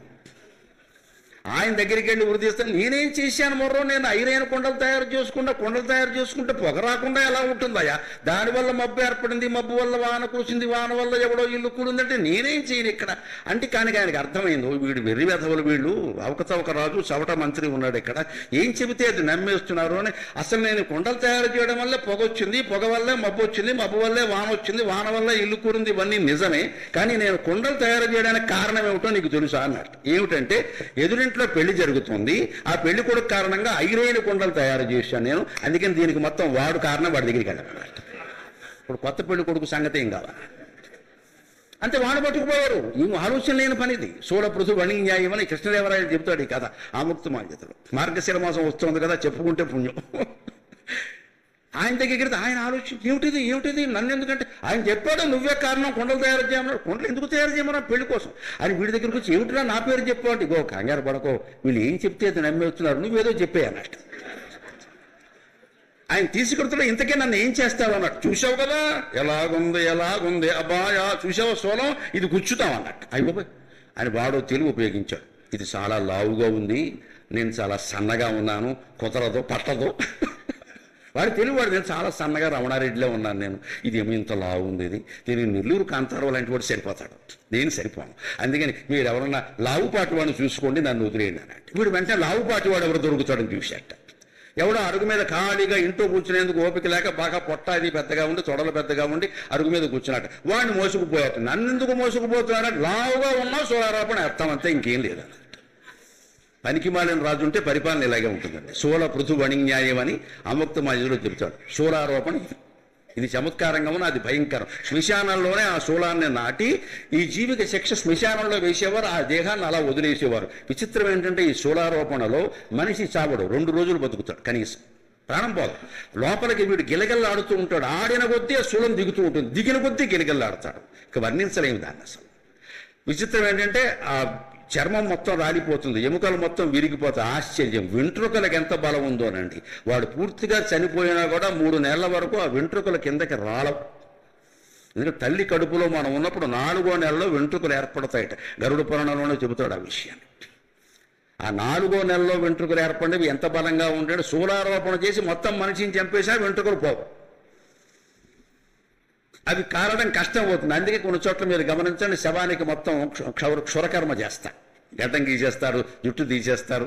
ఇది ఎందుకు అవి కారవు, చాలా యాతన అయిపోతుంది. అక్కడ చొర చొర చొర చొర చొర మండుతూ విచిత్రమైన శబ్దాలు వస్తాయి, వింటే భయపడతారు, పర్యావరణానికి కూడా ఇబ్బంది. ఇవన్నీ దృష్టిలో పెట్టుకుని హైందవ కర్మకాండం ఉంటుంది. ఆచారాల్లో గుండు గీయమంటే గీయాలి, గీసుకోమంటే పెద్ద కొడుకు చిన్న కొడుకు అందరూ గీసుకోవాలి. ఫ్యాషన్ కోసం గీసుకునంటే కుదరదు ఇక్కడ, అది లెక్క. దానికోసం చెప్పారు సమాజం అంతా బాగుండాలి. ఈ కర్మకాండం వల్ల మళ్ళీ వీధిలో ఎటువంటి రోగాలు ఎవరికి రాకూడదు, అవన్నీ దృష్టిలో పెట్టుకుని చెప్పారు. అలాగా 4వది అయినటువంటి మహారౌరవంలో అమాయకుల్ని గనక మనం వధిస్తే, చంపితే వాడు బలహీనుడు కదా, వాడు డబ్బు లేదు కదా, ఏం చేయాలి, స్త్రీయే కదా అని ఏమన్నా కిరాయి గుండాలను పెట్టి లేపేస్తున్నారా. ఈ మధ్యన సుపారీ ఇచ్చామని చెప్పేసి అలా ఇస్తే, సుపారీ ఇస్తే అక్కడ పెద్ద పేరీ వాడు ఇస్తాడు ఖచ్చితంగా మనకి, అటువంటి జరుగుతుంది. తర్వాత కుంభీపాక నరకం ప్రత్యేకత ఏమిటంటే కల్తీ. ఆహారంలో కానీ, వస్తువుల్లో కానీ, కూరగాయల్లో కానీ, నూనెల్లో కానీ, నేతుల్లో కానీ ఇవాళ ఎన్ని కల్తీలు జరుగుతున్నాయో అందరికీ తెలుసు. ఈ కల్తీ చేసిన వ్యాపారస్తుడిని పైకి తీసుకెళ్లి సలసలా కాగే నూనెలో పెట్టి ముంచి తీస్తారు. విష్ణు సహస్రం పూర్తయ్యే వరకు తీస్తారు, 108 సార్లు తీస్తారు. ఒకటి విష్ణు సహస్రం చదవమని 108 శ్లోకాలు అయ్యే వరకు తీస్తారు. అయ్యాక కూడా ఎందుకు వదిలేస్తారంటే కనీసం ఈ దశలో విష్ణు సహస్రం విన్నావు కదా పో అని చెప్తారు, కొంత రెమిషన్ ఇస్తారు. అంత భయంకరమైన శిక్ష ఉంటుంది.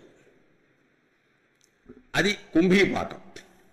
సూచీముఖం తర్వాత ఎవరైనా ధనం బాగా కోట్ల కొద్దీ సంపాదించి నా అంత డబ్బు ఉన్నవాడు ఎవడూ లేడు అని మదంతో బంధువుల్ని మిత్రుల్ని మర్చిపోయి అవమానిస్తే వాడికి సూచీముఖం, బొంత కుట్టు సూది పట్టుకొచ్చి ఒళ్ళంతా బొంత కుట్టినట్టే కుడుతూ ఉంటారట రోజంతా 24 గంటలు అయ్యావు. అదో విచిత్రమైన శిక్ష. అందుకే దాన్ని సూచీముఖం అన్నారు. బొంత కుట్టు సూది అంటే వాడిని కుట్టే సూది ఒకటి ఉంటుంది, అక్కడ ఉండదనుకోకండి, ఎవరికి తగింది వాడికి ఉంటుంది. అది సూది పెట్టి బొంత కుట్టినట్టే కుడుతూ ఉంటారు అంతే, ఇలాగ ఎప్పటికీ తెమలదాడు ఇంకా. అదే సూచీముఖం. అశిపత్రవనం తర్వాత 7వ నరకం అశిపత్రవనం. ఈ ధర్మధిక్కారం చేసిన వాడికి లోకంలో ఆచార సంప్రదాయాలు ధర్మం కోసం ఏర్పడతాయి, అవి ఎట్టి పరిస్థితుల్లో ధిక్కారం చేయకూడదు. పెద్దలు చెప్పినట్టు చేయవలసింది, మనకి ఇష్టం ఉన్నా లేకపోయినా సరే. ఫ్యాషన్ల కోసం వాటిని మానేయడానికి వీల్లేదు. ధర్మాల్ని, ఆచారాలని, సంప్రదాయాలని ధిక్కరిస్తే అశిపత్రవనం అంటే కత్తుల బోను. అసి అంటే కత్తి, కచిపత్రం అంటే కత్తుల బోను. కింద కత్తుల బోను, కత్తులు ఇలా పైకి లేచుంటాయి. ఆ బోన్లో పడేయడం తీయడం. అది కూడా 108 సార్లు లెక్క చేస్తాడు. చచ్చిపోతాడు ఈ లోపువాడు, చావడు, చచ్చినంత వరకు శిక్ష అనుభవిస్తాడు. ఆ పైన ఇంకో మాట 8వది అవీచి అనే నరకం అన్నారు. అవీచి ఏమిటంటే ఎంత గొప్ప న్యాయమూర్తి అయినా సరే, ఎంత గొప్ప ప్రభు అయినా సరే, నిర్దోషికి దండన విధిస్తే అతన్ని చెరుకు గడల తిప్పే గానుగలో పెట్టి తిప్పుతారని చెప్పాడు గరుడ పురాణంలో. నిర్దోషికి దండన విధించకూడదు, అన్ని సమగ్ర విచారణ చెయ్యాలి. దోషికి శిక్ష తప్పినా అది వేరే విషయం, ఎందుకంటే ఇక్కడ శిక్ష తప్పించుకున్న వాళ్ళు అక్కడ అనుభవిస్తారు. కానీ నిర్దోషికి ఇక్కడ శిక్ష పడింది అంటే ఈ తీర్పు ఇచ్చిన వాళ్ళు అక్కడ అనుభవించాలి దాన్ని. అంతేగాని ఎవరో లంచాలు ఇచ్చారనో, ఎవరో అధికారంలో ఉన్నారనో వారు చెప్పినట్టు విని తీర్పులు మార్చేయకూడదు. ధర్మశాస్త్రం పట్ల మన హైందవ పురాణం ఎంత జాగ్రత్త వహించిందో మనం ఆలోచించాలి. నిర్దోషికి శిక్ష విధిస్తే ఈ ప్రభువుని, ఈ ప్రభుత్వానికి అధిపతి అయిన వాడిని లేదా ఈ జడ్జిని పట్టుకెళ్ళి అక్కడ గానుగులో పెట్టి తిప్పుతారు. చెరుకు గడలు తిప్పినట్టే మొక్కలు నలిగిపోవలసిందే. చెరుకు రసం తీసేవాడు చూడండి, ఇలా తీస్తాడు అంతే, అలా అయిపోవలసిందే. తర్వాత 9వది అంధకోపం. కొంచెం చిన్న విషయమేది కానీ మనం జాగ్రత్త పడాలి. వృధాగా ఏ జీవిని చంపొద్దు. నల్లులు, చీమలు, దోమలు, పాములు సహా చెబుతాడు ఈ పట్టికలో పురాణం. వృధాగా చంపొద్దు. నిన్ను కుట్టింది చంపు అంతే, ఆ అధికారమే మనకుంది. దోమలను ఎప్పుడు మనం చంపాలనుకుంటే దోమలు రాకుండానే నివారణ పెట్టుకోవాలి. కుట్టింది అనుకోకుండానే దెబ్బేస్తాం, అంతేగాని ఇంకా పుణ్యపాపాలు దీనికి ఏం పాపమో గరుడికి బాటి వారిని అడుగుతూ అంతవరకు దోమ కొట్టకుండా ఉంటుందా? కుట్టిందో దెబ్బేసే దాని కర్మ. కొట్టకుండా ఉండాలంటే వచ్చే ముందే ఇంట్లో ఆల్అవుట్ పెట్టుకో. పడుకునే ముందు 2 గంట సేపు పెట్టి తర్వాత ఒక అరగంట సేపు వదిలి. చాలామంది అజ్ఞానం తెలియక ఆల్అవుట్ అలా ఉండగానే పడుకుంటారు. దాన్ని తొందరగా చంపుతుంది, మనం కొంచెం ఆలస్యంగా చంపుతుంది, అంతే తేడా. అది పీల్చకూడదు. ఆల్అవుట్ లాంటిది పెట్టాము అంటే 2 గంటలు అలా వదిలేసి తర్వాత తలుపు తీసేయాలి, 1 గంట సేపు తీసేయాలి. ఆ గాలంతా బయటకు పోవాలి. అప్పటికి ఉన్న దోమలేవో పోతే నువ్వు పడుకో. లేకపోతే తెల్లవారు అలా ఉంచేస్తారు కొంతమంది, అసలు 24 గంటలు. చాలా ప్రమాదం అది. అందులో పసిపిల్లలు ఉంటే మరీ ప్రమాదం. ఈ వృథాహింస నల్లుల్ని కానీ చీవల్ని కానీ దోమల్ని కానీ చివరికి పాములు కానీ పాము అయినా సరే మనకి భయం అవుతుంది, భయం అవగానే చంపేయకూడదు, మనమే తప్పించుకోవాలి. అది మన వెంటాడి వేటాడేదో పగబట్టినట్టుగా కాలు పట్టుకుంటే అప్పుడు చంపొచ్చు, అది వేరే విషయం, దానికమ్మ. కానీ అదేదో పక్క నుంచి ఆ సందులోంచి పోతుంటే మనం పనిగట్టుకుని వెళ్ళి చంపకూడదు. అందుకని పావును చంపడం దోషమని పల్లెటూళ్ళలో ప్రజలు అంటారు కూడా. వాళ్ళు చంపితే గుడి కడతారు మళ్ళీ. ఈ పల్లెటూళ్ళలో ఈ నమ్మకాలు ఎందుకునంటే జీవహింస జరగకుండా ఉండాలి. అంధకోపం. తర్వాత వైతరణి, ప్రత్యేకించి జీవహింసే చేయొద్దు, అందులో గోవధ అసలే చేయొద్దు. గోవధ చేస్తే పాపం అన్నప్పుడు ఇందాక చెప్పేమే చీము, రక్తం, వెంట్రుకలు, గోళ్లు వ్యాపించినటువంటి వైతరణి నదిలో మునగానం తేలానం అదే లెక్క. అదే 10వ నరకం ఖచ్చితంగా. తర్వాత 11వది పూయోదం అంటారు. పెళ్లి చెడగొడితే శిక్ష అండి, ఇది వివాహ భంగం. ఏదో పెళ్లి సంబంధం కుదురుతోంది, మనం చెడగొట్టద్దు. మనకు బాగా ఆత్మీయులై ఉండి వాళ్ళు మోసపోతారు అనిపిస్తే ఓ మాట చెప్పడం వేరే విషయం. కానీ కొంతమంది మన ఇంట్లో అవ్వలేదు వాళ్ళ ఇంట్లో అవుతే అలాగా అన్నట్టుగా ఏవో మాటలు చెప్తారు. వివాహ సంబంధాన్ని చెడకూడదు. అంతేకాదు, ఈ రోజుల లెక్క ప్రకారం దీనికి ఇంకో మాట జోడించుకోవాలి. దంపతుల మధ్య కూడా విభేదాలు మనం పెట్టకూడదమ్మా, అది వేరే విషయం, అది మహాపాపం. ఒకవేళ వాళ్ళు ఏదైనా విడిపోయే పరిస్థితుల్లో నచ్చ చెప్పాలి కనీసం. ఇటు వాళ్ళు అటు వాళ్ళు బయట వాళ్ళు కూడా కలిసి ఉండండమ్మా, నేను అవసరమైతే అతనితో మాట్లాడతాను అని ఆ అమ్మాయికి చెప్పాలి. అవసరమైతే ఆ అమ్మాయిని ఒప్పిస్తానయ్యా, చెప్తానయ్యా, అంత తిక్క మనిషి కాదయ్యా అని ఈ అబ్బాయికి చెప్పాలి. ఆ రకంగా దంపతుల చేత కాపురం చేయించే పని చేయాలి. కానీ విడగొట్టే ప్రయత్నం చేస్తే శిక్ష ఎంత భయంకరంగా ఉంటుంది అంటే, పూయోద మలమూత్రాలతో నిండిన సముద్రంలో ముంచడం తేల్చడమే పని అని చెప్పారు. నువ్వు పవిత్రమైన సంబంధాన్ని జరగొట్టావు, వివాహం జరగొట్టావు, వివాహ బంధాన్ని జరగొట్టావు. ఇవాళ మన మాటల ద్వారా ఎంతమందిలో అహంకారాన్ని పెంచేసి వివాహ బంధాలు దెబ్బతీస్తున్నామో దయచేసి అందరం ఆలోచించుకుందాం. రెచ్చగొట్టకూడదు. అమ్మాయి కానీ, అల్లుడు కానీ, కొడుకు కానీ, కోడలు కానీ, ఇంటికి కానీ, బయట వాళ్ళకి కానీ ఫోన్ చేసి ఏదైనా విభేదాలు చెబితే సర్దుకో అంతే చెప్పాలి. అంతే, వీలైనంత వరకు సర్దుకో. అంత సర్దుకోలేనంత ఘోరం అయితే వాళ్ళే చూసుకుంటారు ఆ వ్యవహారం, మనం చేయక్కర్లేదు. నీకెందుకు వచ్చాయి నేను చూసుకుంటా అంటే పూయోదం అనే నరకం ఖాయం. వివాహ బంధాలకు అంత ప్రాధాన్యం ఇచ్చారు. 12వది కృమి భోజనం. సంపాదించిందంతా తానొక్కడే తింటే, బంధువులకు పెట్టకుండా, మిత్రులకు పెట్టకుండా, కొంతమంది మరీ పిచ్చినారతనంతో కుటుంబ సభ్యుల కోరికలు కూడా తీర్చకుండా దాచేసుకున్న వాడు ఒక్కడే తినేసి, ఇంట్లో ఏదైనా మంచి కూర వండినా, మంచి పచ్చడి చేసినా ముందు వాడిని నాకేసి తర్వాత మీరు ఉంటే తినండి లేతే లేదు అన్నదంటే వాడిని క్రిములు కీటకాలు ఉండే సెప్టిక్ ట్యాంక్ లాంటి దాంట్లో పారేసి ఓ నెల ఉంచుతారు అక్కడ. అది క్రిమి భోజనం అంటారు. దాని పేరే క్రిమి భోజనం. ఎవరికి పెట్టకుండా నువ్వు తిన్నావు కదా, అనుభవించు. మోఘమన్నం విందతే అప్రచేతాహ అని వేదంలోనే చెప్పారు. తన కోసం తాను వండుకుని తినేవాడు పాపాన్ని వండుకుని తింటున్నట్టు లెక్క. కేవలాఘో భవతి కేవలాది. తన కోసమే తాను వండుకున్నాడు, ఇంకెవరికి భోజనం పెట్టలేదు అంటే పాపాన్ని వండుకుని తిన్నట్టే. అది 12వది. 13వది ఉంది ప్రాణరోధం, హత్యలు. ఇవాళ ఎన్ని జరుగుతున్నాయో చూడండి. లోకంలో జరుగుతున్నవి పత్రికల్లో వార్తలన్నీ హత్య లేదా ఆత్మహత్య, మరో మాట లేదండి. హత్య లేదా ఆత్మహత్య, చేస్తే హత్య లేదా చేసుకుంటే ఆత్మహత్య. బలహీనుడు ఆత్మహత్య చేసుకుంటాడు, బలవంతుడు హత్య చేస్తాడు. ప్రాణరోధం అంటే హత్య కదా, దాని నరకం పేరే ప్రాణరోధం.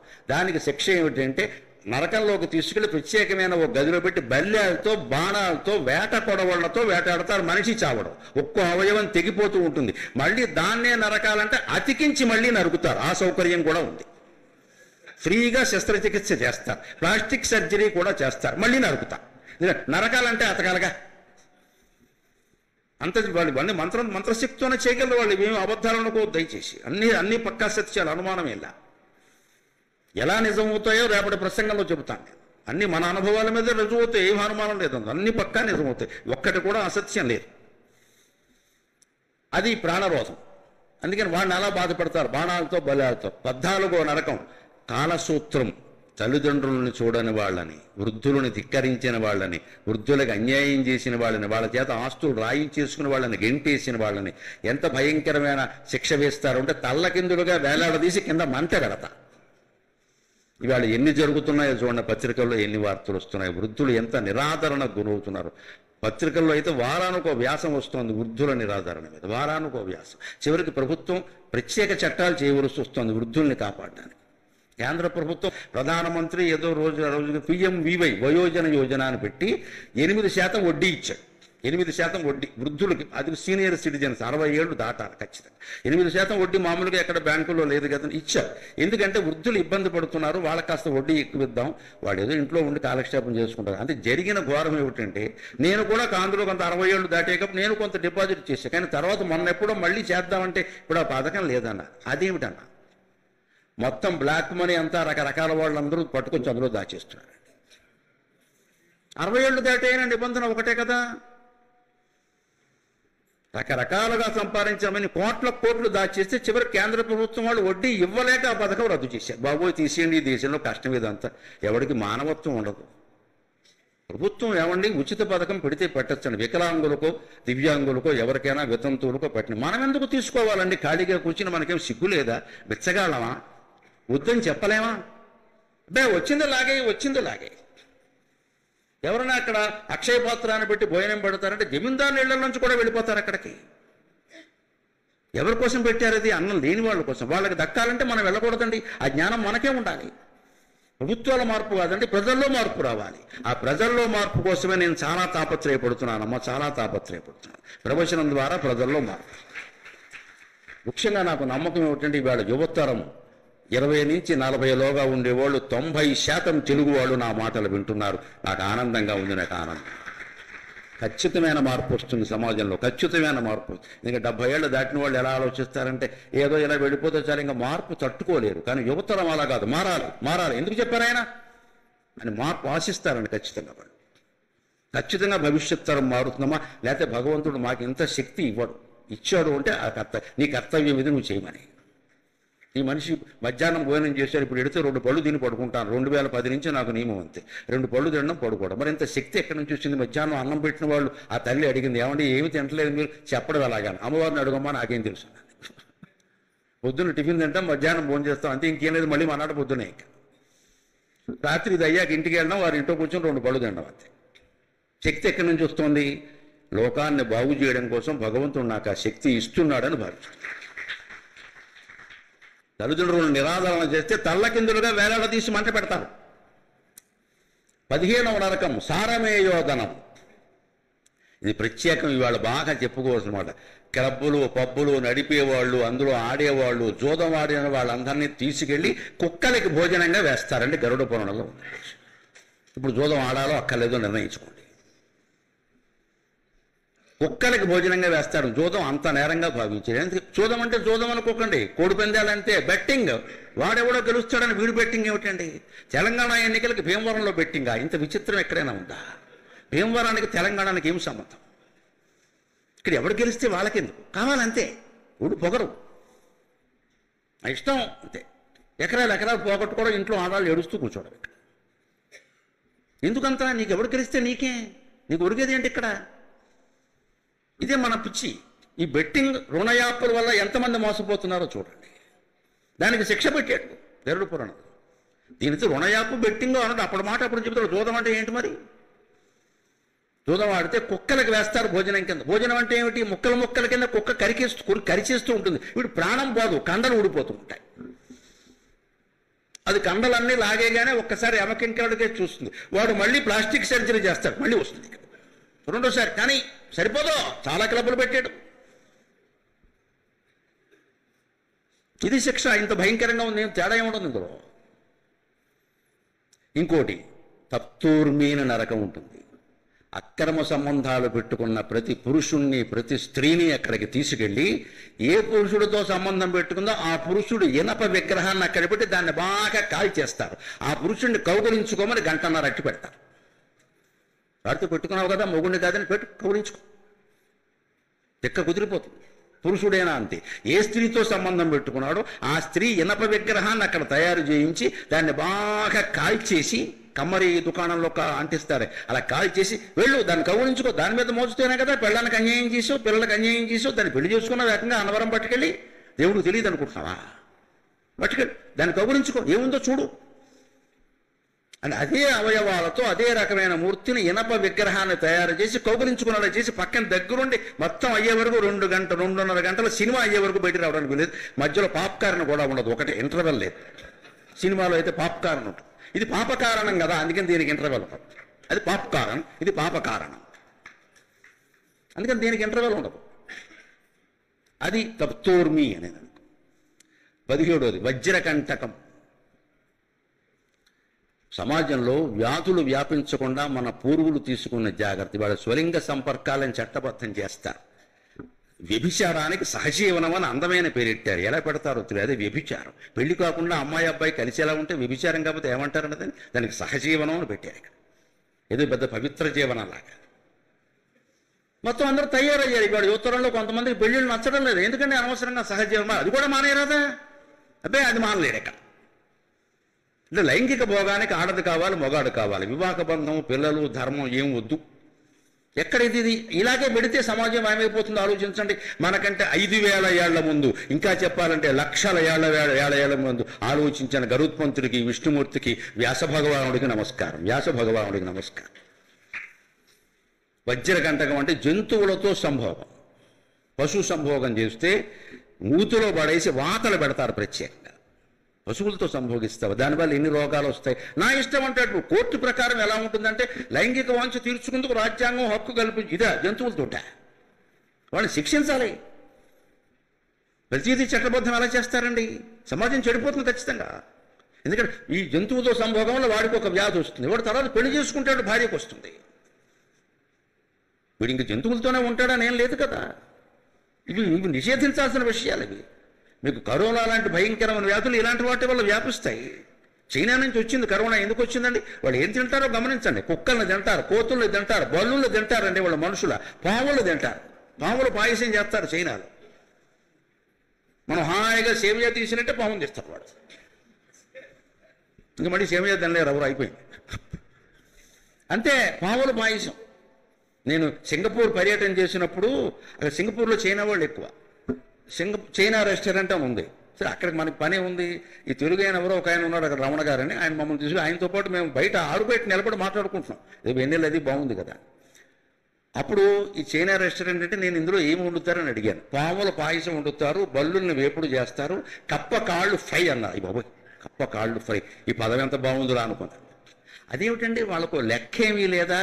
మేము ముగ్గురు నిలబడి మాట్లాడుకుంటున్నాం. నాకు పరిశీలన అలవాటు కదా, గొప్ప చమత్కారం జరిగింది. ముగ్గురు నిలబడి మాట్లాడుకుంటూ ఈ రమణ గారు నాకేదో చెబుతున్నాడు, ఇక్కడ ఇలా జరుగుతుంది. వాళ్ళకి ఇది అది అని ఏం లేదా, అన్నింటినీ తింటారా అన్న. అంటే ఈ పక్కన ఉన్నాయని అన్నాడు, రమణ గారు అన్నాడు, వాళ్ళకు ఒక లెక్క ఉందండి చైనా శాస్త్రంలో, ఆకాశానికి వీపు చూపించే ఏ జంతువునైనా తినేయచ్చు అన్నారు వాళ్ళు. ఆకాశానికి వీపు చూపించే ఏ జంతువునైనా తినేయచ్చండి, వాళ్ళకి అంతకంటే లెక్క ఏమీ లేదు. ఆకాశానికి వీపు చూపించిన జంతువు ఏముంటుందండి అసలు? ఇలా అన్నప్పుడు ఏమైంది, నాతో మాట్లాడుతున్న ఒక తెలుగు ఆయన చిల్లర డబ్బులు కింద పడ్డాయి. ఆయన వంగాడు. వంగకయ్య బాబు నిన్ను తినేస్తాడు. నా చమత్కారం నాకు ఉంటుంది కదా. ఆయన జేబులో చిల్లర డబ్బులు కింద పడ్డా, అవి తీసుకుందుకు ఏదో చిల్లర కోసం వంగకయ్య చైనా వాడు తినేస్తాడు. ఎందుకంటే నువ్వు ఆకాశానికి వీపు చూపిస్తున్నావు. ఇటువంటి అనాగరిక జాతులు ఉన్నాయండి ప్రపంచంలో. అవి ఇవాళ అధికారం చలాయిస్తున్నాయి, మనల్ని బెదిరిస్తున్నాయి. దానికి శిక్ష వేశాడు ఖచ్చితంగా. వజ్రకంటకం అని చెప్పి పశు సంభోగం చేస్తే వాతలు పెడతారు ఖచ్చితంగా అన్నాడు. తర్వాత శాల్మలి అంటే బూరుగు చెట్టు, అది ముళ్ళు బాగా ఉన్నటువంటి బూరుగు చెట్టు. ఆ శాల్మలి వృక్షానికి ఎందుకని దాని దగ్గర ఏం చేస్తారయ్యా ప్రత్యేకంగా? బాధ పెట్టడంలో కూడా బలహీనుడు బాధ వేరు, బలవంతుడు బాధ వేరు. ధనవంతుడైన వాడు, బలవంతుడైన వాడు, అధికారంలో ఉన్నవాడు ఒకవేళ మనం బాధ పెట్టినా తట్టుకుంటాడు. బలహీనుడు ఎలా తట్టుకుంటాడండి? అంటే బలహీన వర్గాలంటూ కొంచెం ప్రత్యేకమైన, ప్రతి వాళ్ళలో బలహీనులు ఉంటారు. వాడి మానసిక బలహీనతనో శారీరక బలహీనతనో నువ్వు సొమ్ము చేసుకున్నావు అంటే మిత్రమా అనుమానం వెళ్ళలేదు, నీకు శాల్మలి అనే నరకం ఖాయం. బలహీనుల్ని బాధ పెట్టినా, సాయం చేసిన వాడిని బాధ పెట్టినా సరే ఈ శిక్ష ఉంటుంది. ఎందుకంటే లోకంలో స్వభావం అండి, సాయం చేసిన వాడినే కొంతమంది బాధ పెడుతుంటారు. ఆ బాధ పెట్టిన వాళ్ళకే సాయం చేస్తారండి. అటువంటి దయార్ద్ర హృదయాలు కూడా ఉన్నారు, ఏమనాలి. అందుకే అతి మంచితనం పనికిరాదని చెబుతాడు వ్యాసుడు భారతం ఉద్యోగ పర్వంలో చెబుతాడు అన్నమాట. మనకి అతి మంచితనం కూడా పనికిరాదండి. బాధ పెట్టిన వాడికి మనం సాయం చేయడం ఏంటండి? అపకారికి ఉపకారం ఇప్పుడు చెప్పుకోవలసిన మాట కాదు ఇది. అపకారికి మళ్ళీ జీవితంలో మర్చిపోలేనంత అపకారం చేయాలి. అదే కలికాలం అంటే లెక్క. వాడు మళ్ళీ ఎవడు గుర్తు రావద్దు. ఇంకా ఉపకారికే ఉపకారం చేస్తాం. అపకారికి ఎందుకంటే ఉపకారం అంత గౌతమ బుద్ధుడు సిద్ధాంతాలు పనిచేసే కాలం కాదండి ఇది. అపకారి గోప వాచిపోవాలి, మళ్ళీ పైకి లేవద్దు ఇంక వాడు. మనకి చేసిన అపకారం మళ్ళీ జీవితంలో ఎవరికి చేయనంత దెబ్బ తగలాలి వాడికి. మనం చేయించాలి ఖచ్చితంగా దాన్ని, డబ్బు ఖర్చు పెట్టైనా సరే. అంతేగాని వదిలేస్తే నీ మంచితనం ఏదో నలుగురు అనుకోవచ్చు, లోకం పాడైపోయింది నీ వల్ల. అపకారకు ఉపకారం చేయడం ఏంటి?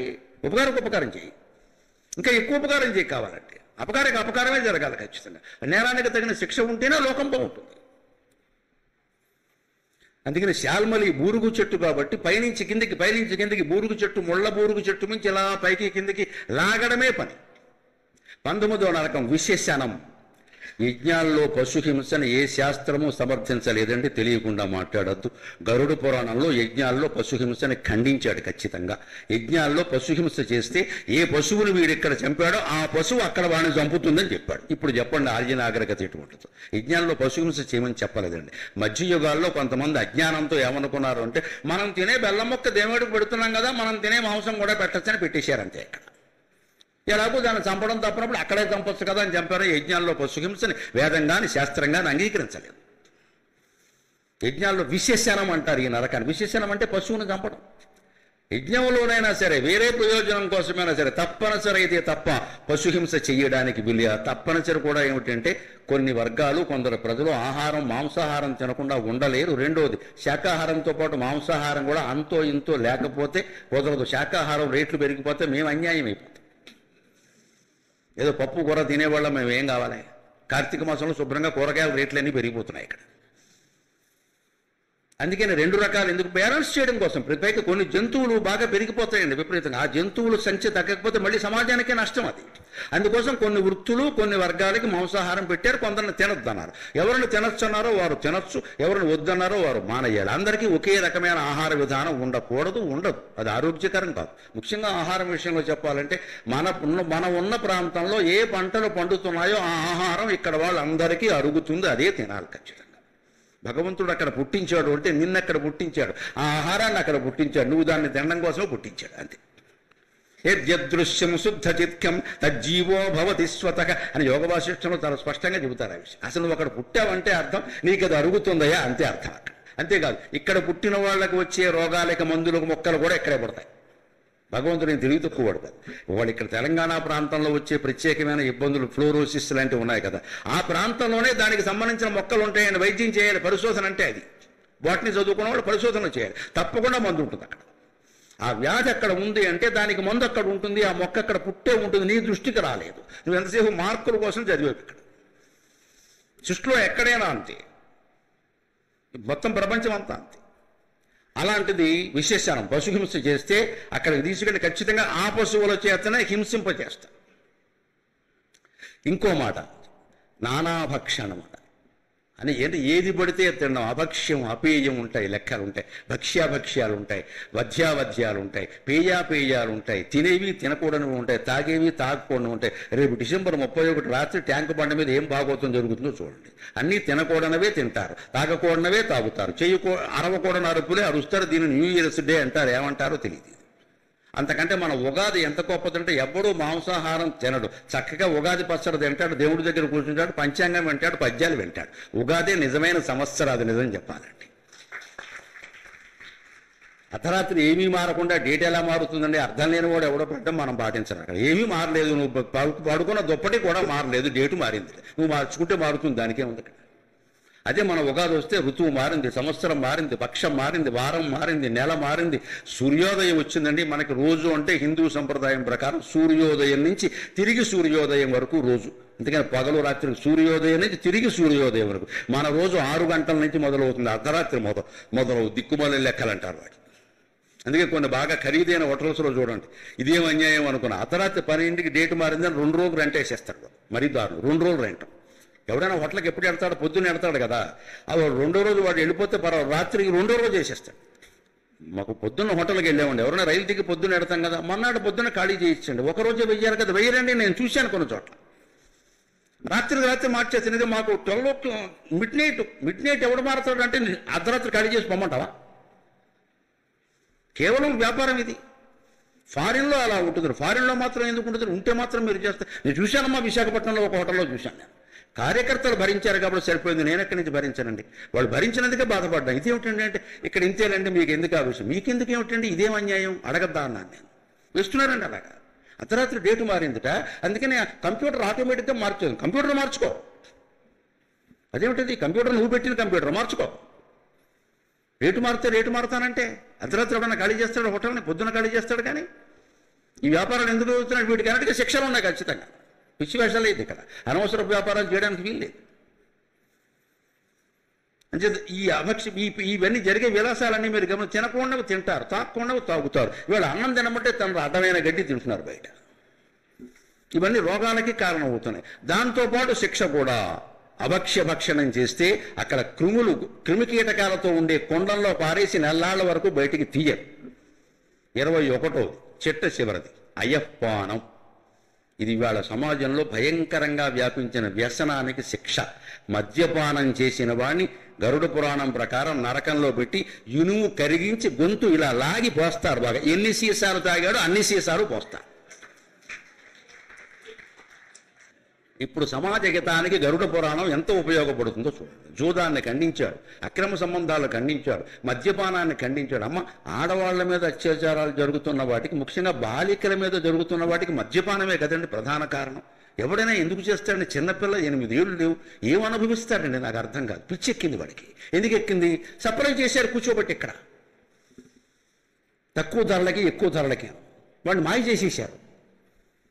చేతిలోనేమో 10 రూపాయలు పెడుతున్నారు ఉచితంగా, సాయంత్రానికి 100 లాగేస్తున్నారు. పెత్వా ఏం మోసం, ఏం మాయిది? దానికి గరుడ పురాణంలో చివరి నరకంలో 21వ నరకంలో వేసిన శిక్ష ఏమిటంటే, ఇనుము కరిగించి తాగిన వాడిని కింద దవడ ఒకడు లాగుతాడు రెబ్బన పెట్టి, ఇంకోటి పై దవడ లాగుతాడు, మళ్ళీ ఇప్పుడు తప్ప అంటాడు. అప్పుడు అందులో ఎన్ని సీసాలు తాగాడో అన్ని సీసాలు పోతాడు. ఎక్కడెక్కడ తాగాడో అంతా. ఇప్పుడు తాగాలో అక్కర్లేదు ఆలోచించుకోండి. ఎవరైనా ఆ వ్యసనం ఉన్నవాళ్ళు ఈ మాటలు విని మానేస్తే ఆ పుణ్యం చాలు, నాకు వేరే పుణ్యం ఏమక్క. భయంతో మానేసినా చాలు.